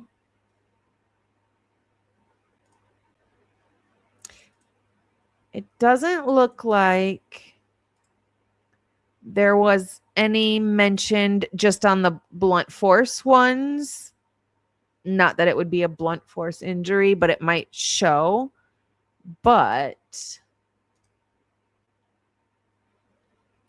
let's pull up.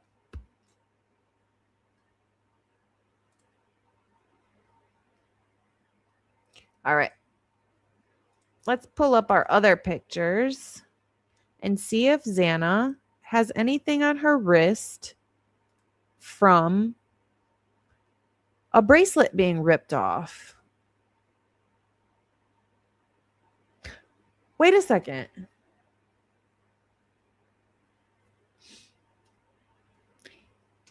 Did Ethan have a bracelet on his other wrist that was ripped off, and that's where that wound on his wrist, the contusion on his wrist came from? Did he have two bracelets on and one was ripped off?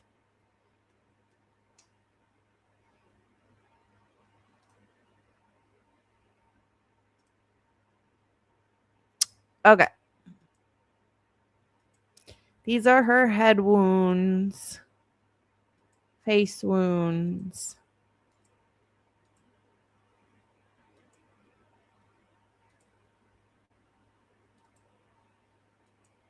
Neck, tooth, chest,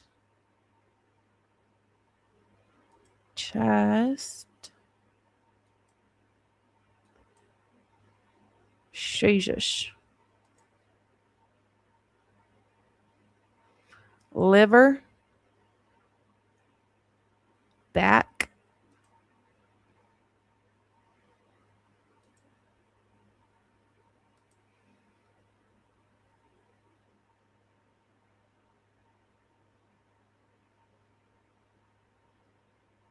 how deep is this one on her wrist? 1/8 of an inch deep.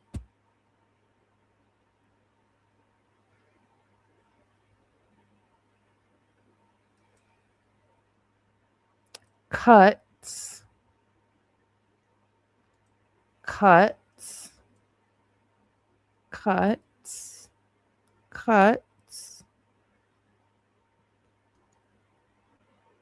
I mean, she has this focal red abrasion with striations, which could be from a bracelet being torn off. It could also be from the weapon that did this to her, but it could also be from a bracelet being torn off because it's over here.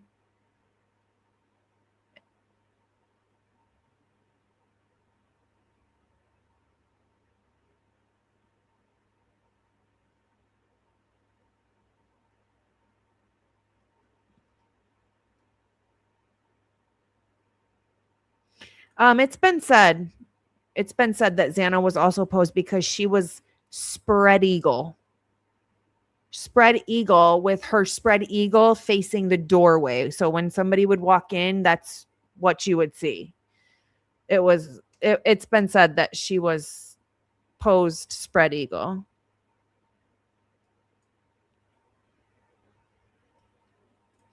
The matching wounds were Kaylee and Maddie's double neck wounds.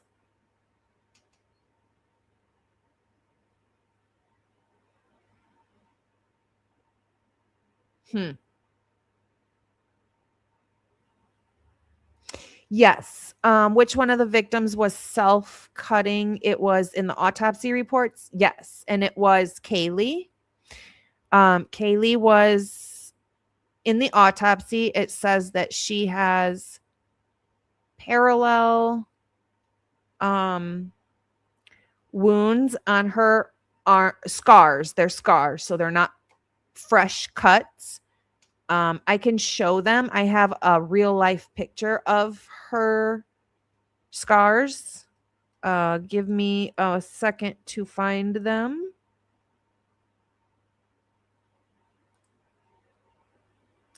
Well, found them. I will share them again.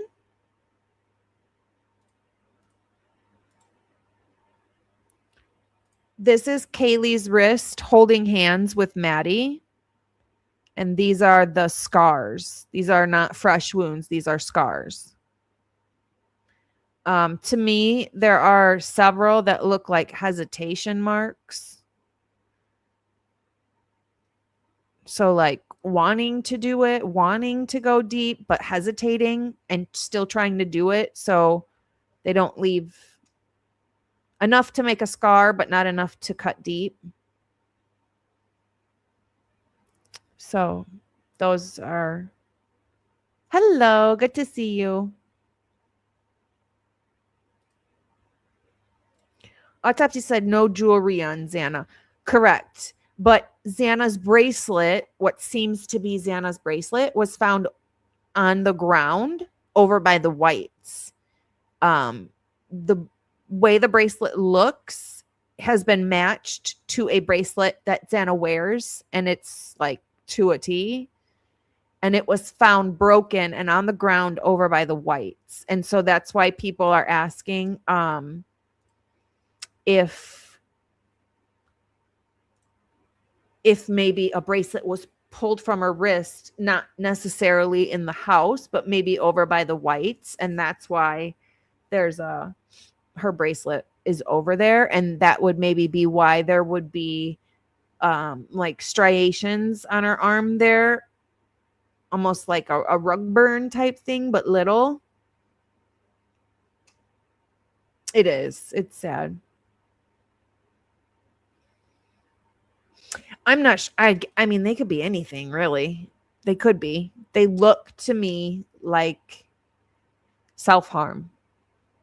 I see hesitation marks. I'm very familiar with them. I worked around that. So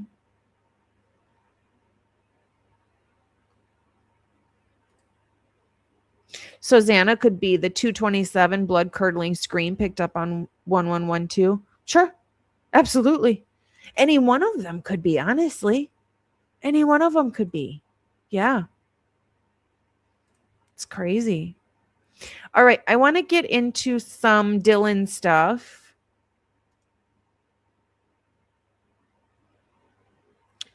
Not that one.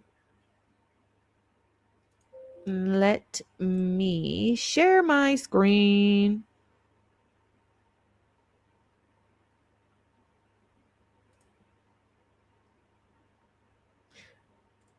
Are you talking to me or somebody else?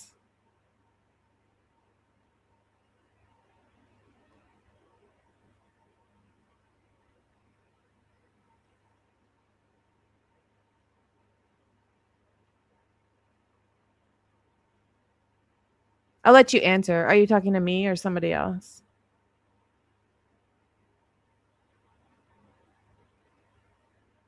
Hey, Sparkly. Hey, Sparkly.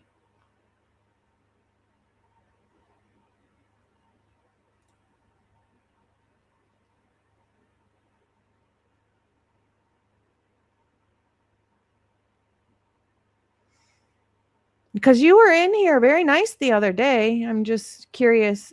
I'd like to know if you're talking to me or somebody else.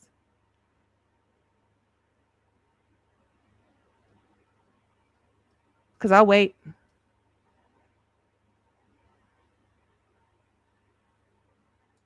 I'm asking you, who are you talking to?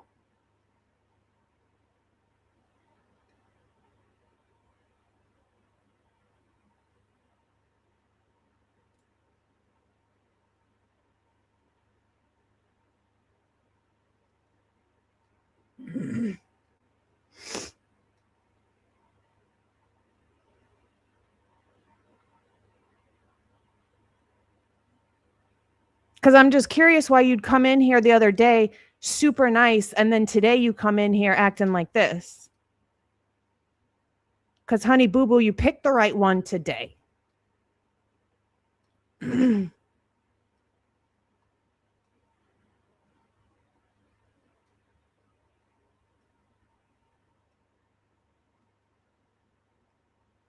So I think maybe it's best if you remove yourself.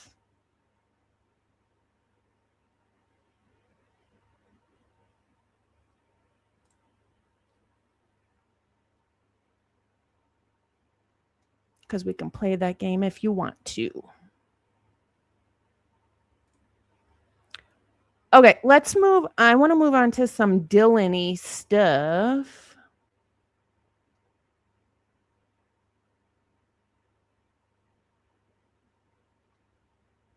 Yeah. Right? We've waited long enough. I'm good. Let's move on to people that are decent.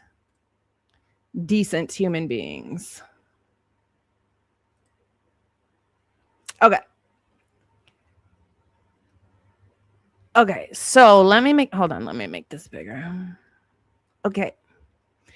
So these are going to be specific quotes that Dylan said during an interview, whether it was Gooch's interview, whether it was Aaron Williamson interview, even I think there might even be one or two from Blaker's interview. Yeah, we're on Blaker's interview right now. She says during her conversation, and it's kind of hold on. She says down here at the bottom,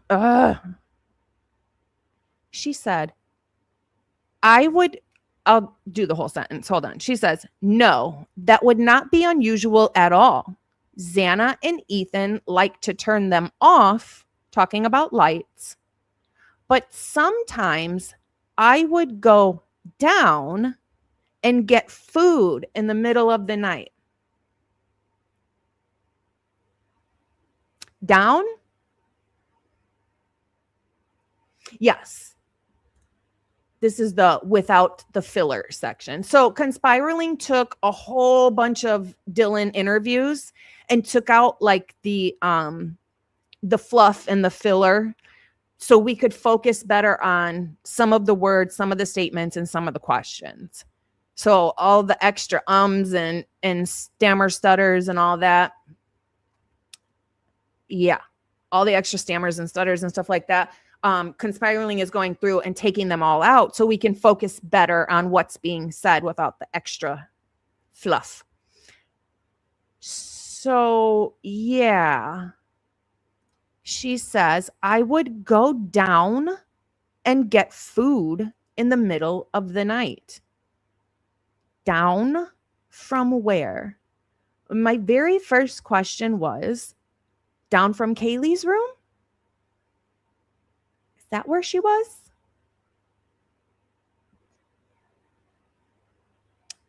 No, there is not a step down into the kitchen. The kitchen is straight from her room, but there's a step up into the living room.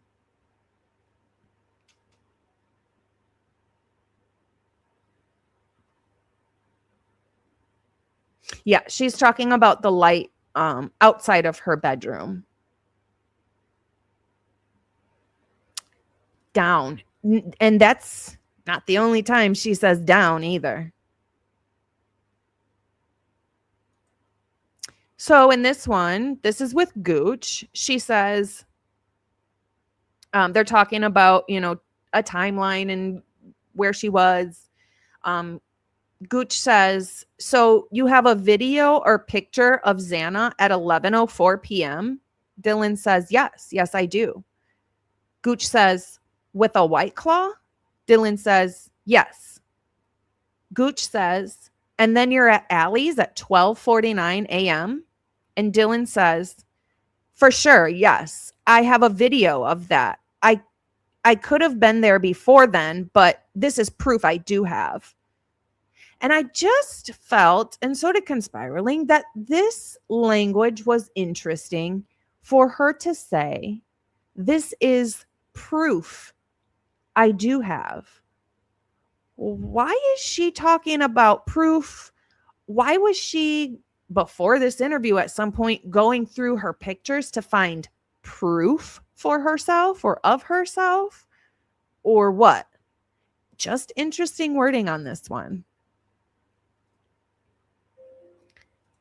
This one, she says, they're talking about Ethan being at the home. And Dylan says, I don't think so. I think every single night he was at our house. And Gooch says, when you went to bed, Who was still in the house? And Dylan said, Kaylee and Maddie. Gooch says, just Kaylee and Maddie? And Dylan says, but I know Xana was home from what I saw. I don't know if Ethan was with her. I did not see Ethan. He could have been home with her. He could have not been. I don't know. There's several interesting things in this one because where's Bethany? It was just Kaylee and Maddie. And then you say, oh, Xana was there too. But never does she say Bethany. So when you went to bed after Lakeland left, who was in the home? Just Kaylee and Maddie. Oh, and I know Xana was there. Where's Bethany? No Bethany? Bethany left.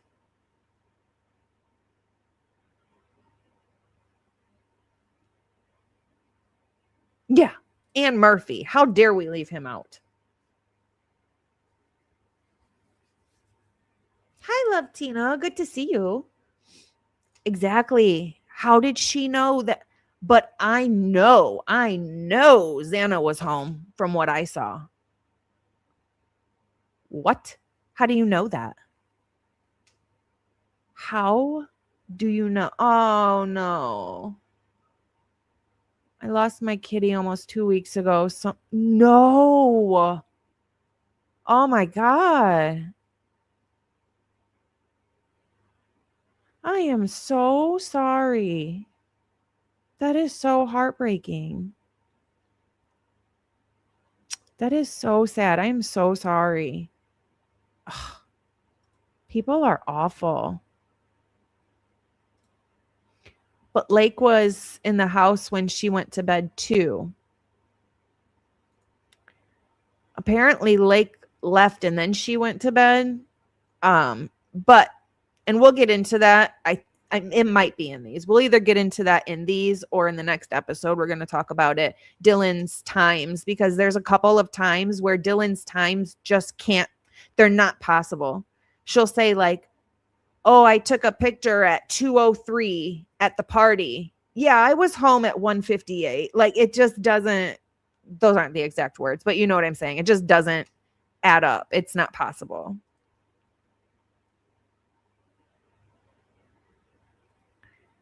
She's talking about Snapchat and texting. And she says, I switch between both texting and on an iPhone and Snapchat. If it's more important, I go through text message. Yes, that's probably why. And she's talking about the fact that there were no text communications on Saturday, but they resumed normally on Sunday. Because on Saturday, all she used was Snapchat. And why is that? Because they disappear. She didn't have text communications on Saturday. She went through Snapchat on Saturday. Then she started texting Bethany on her iPhone at 4 something. And that's when her text messages resumed. Oh, hey, Shoe Booty. Good to see you. I sure will. I gotta hang in there. Hey, Steven. Good to see you.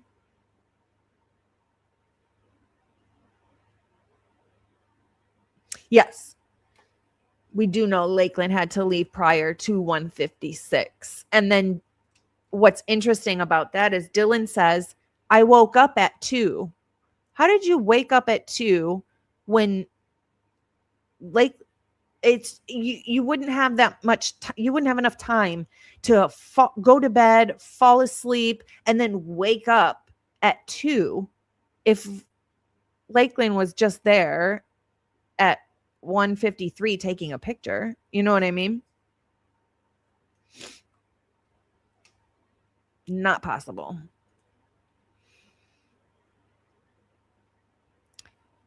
She says, I don't know what time Bethany went to bed. I remember waking up somewhere around 2 or 2:30, which she couldn't have been in a deep sleep enough to wake up out of it. And we know she didn't, because she was on, Instagram and stuff like that, Snapchat. She said, I heard Maddie and Kaylee come home from the club. I noticed they have grub truck. I can tell they just got home from the grub truck because they got mac and cheese and they had taken an Uber home. If she was in her bed sleeping, how the hell would she know that they took an Uber home? And you're trying to tell me that she was in a deep sleep, or sleeping at least, and woke up around 2 or 2:30, which isn't possible, because remember, she texted Gower at 2:10 or 2:13. So it wasn't 2:30 that she woke up. So you mean to tell me she woke up at 2 when Kaylee and Maddie got home and got up and went up to their room to hang out with them? Like, who wakes up out of a sleep and follows your friend home, into their room from the club to kick it with them when you've already been asleep? I don't understand. Like, it just doesn't make sense to me. She does not make sense to me at all. Absolutely, she's got exceptional hearing. How the heck would she know that they took an Uber home?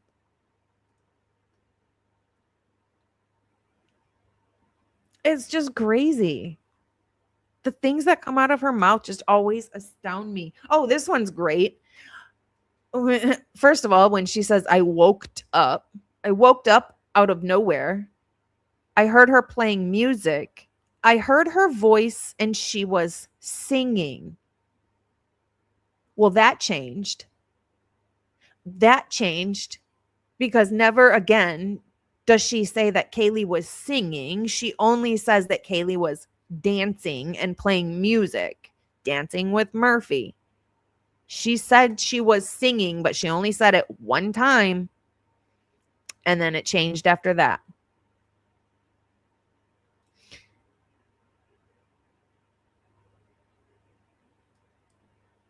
Right.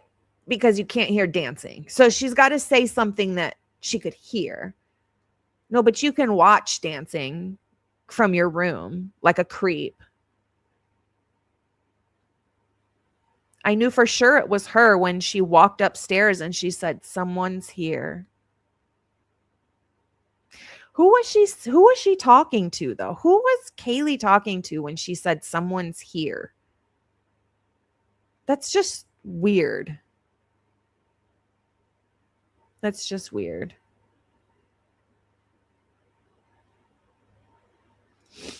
The part about her hearing a man say, it's okay, I'm here to help you, was from an episode of Vampire Diaries. Oh, you must have not seen our episode of all the Vampire Diary connections. I think the Vampire Diary connections were in an episode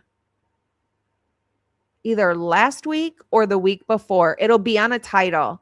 You have to go watch it. There's about 10 connections to the one episode of Vampire Diaries. There's the same neck wounds in that episode, the same episode where you hear a man say, it's okay, I'm here to help.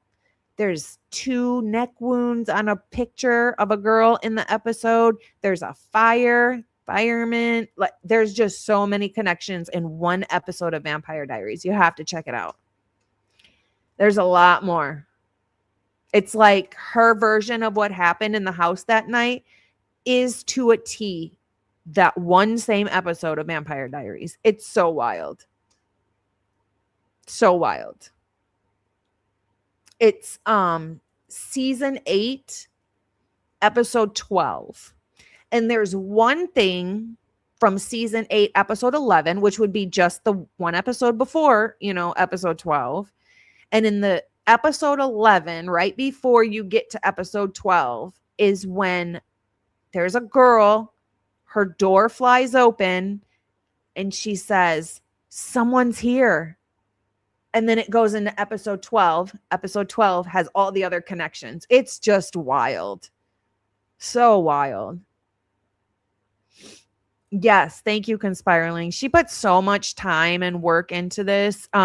Conspiraling and I have also talked about, if you guys were here when we did I showed the little post-it note timeline that Conspiraling is making, we would actually like to run it by you guys and see if you guys would like to do a live episode of making a timeline, and we can all do it together. It doesn't necessarily have to be the timeline of the crime or that night. It could be timeline of all the cars we see and what areas we see them in, what kind of car it is, what time it is, if we see the car again. You know, it could be the car timeline. It could be a timeline of all the text messages. It could be anything. And we thought it might be a good idea if you guys all wanted to do an episode, and we can do maybe one a month and build different timelines, and then we can all do it together. We can all have an input on it, and then we can all edit.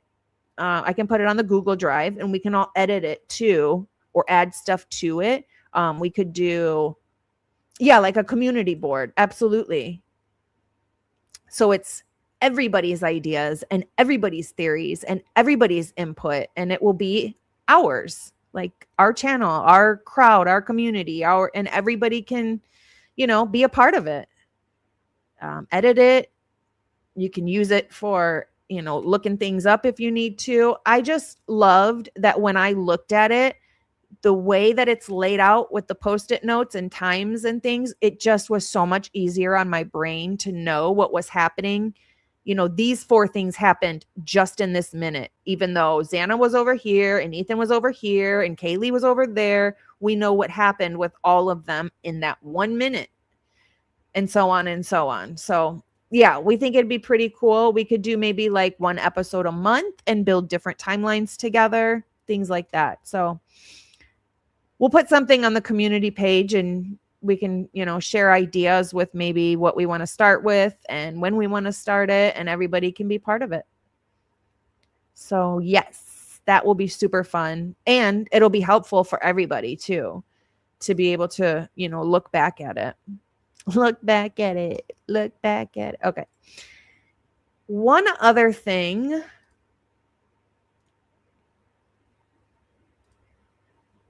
Wait, where did it go? Which way did it go? Which way did it go? Oh no. Hold on, let me find it. Let me find it.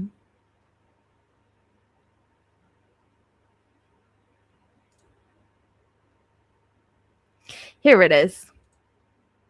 I got it. I got it.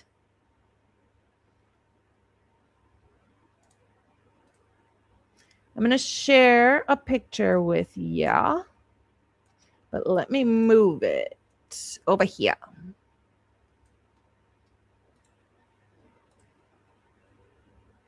There we go. Okay. And I will add it to the share screen. And 1, 2, Bronx's buddy of the day. What's so funny is actually when I saw the pictures of Ruckus, it looked like Bronx to me, like a lot. He looks like Bronx a lot to me. When I first saw this first one, this one over here. I was like, oh my God, it looks like Bronxy. Ah, thank you for becoming a new member. Welcome to our family, the Canine Crew, Paw Pals. Thank you so much. We appreciate you being here. Yeah, twinning, right? So cute. So this is Ruckus, but Ruckus has a story. This is our boy Ruckus.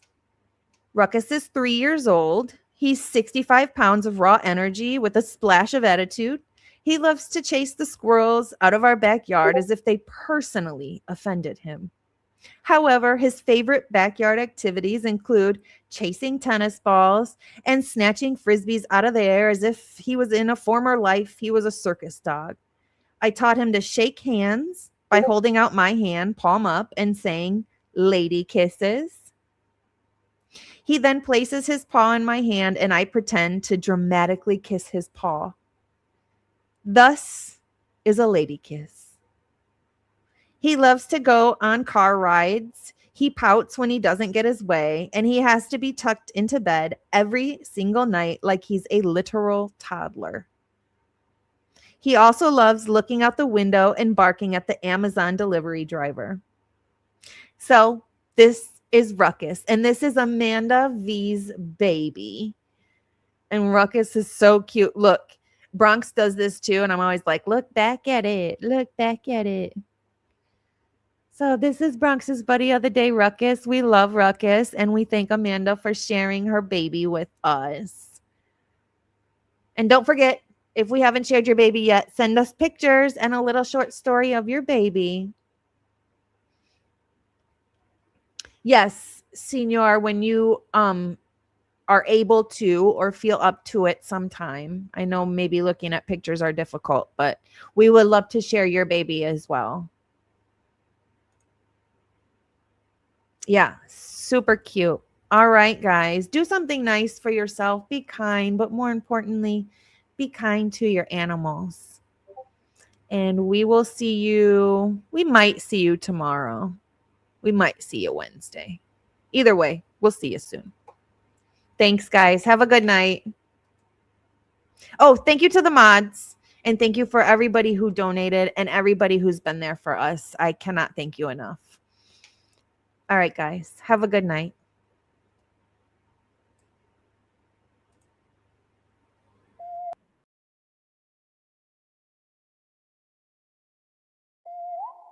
Yeah. Yeah. Yeah. Yeah.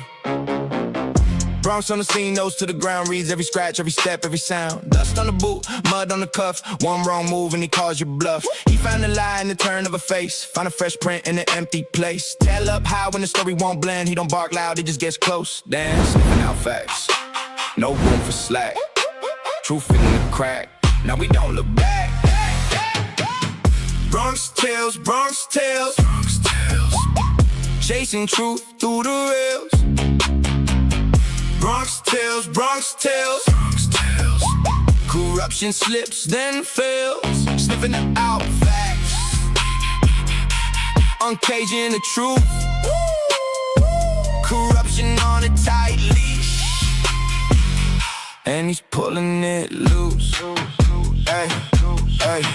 Idaho nights cold, over the floor. 4 names heavy in the whole town, so Bronx in the weeds where the silence stayed, digging for proof in the tracks it made. He found the gap in the masked up tail, found the bent clue in the buried trail. Bone white truth in the folder stack, one clean scent and the case swings back. Sniffing out facts, no room for slack.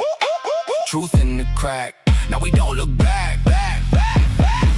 Bronx tales, Bronx tales, Bronx tales. Chasing truth through the rails. Bronx tales, Bronx tales, Bronx tales. Corruption slips, then fails. Sniffing out facts, uncaging the truth. Corruption on a tight leash, and he's pulling it loose. One paw print, one torn thread, one false alibi, falls dead.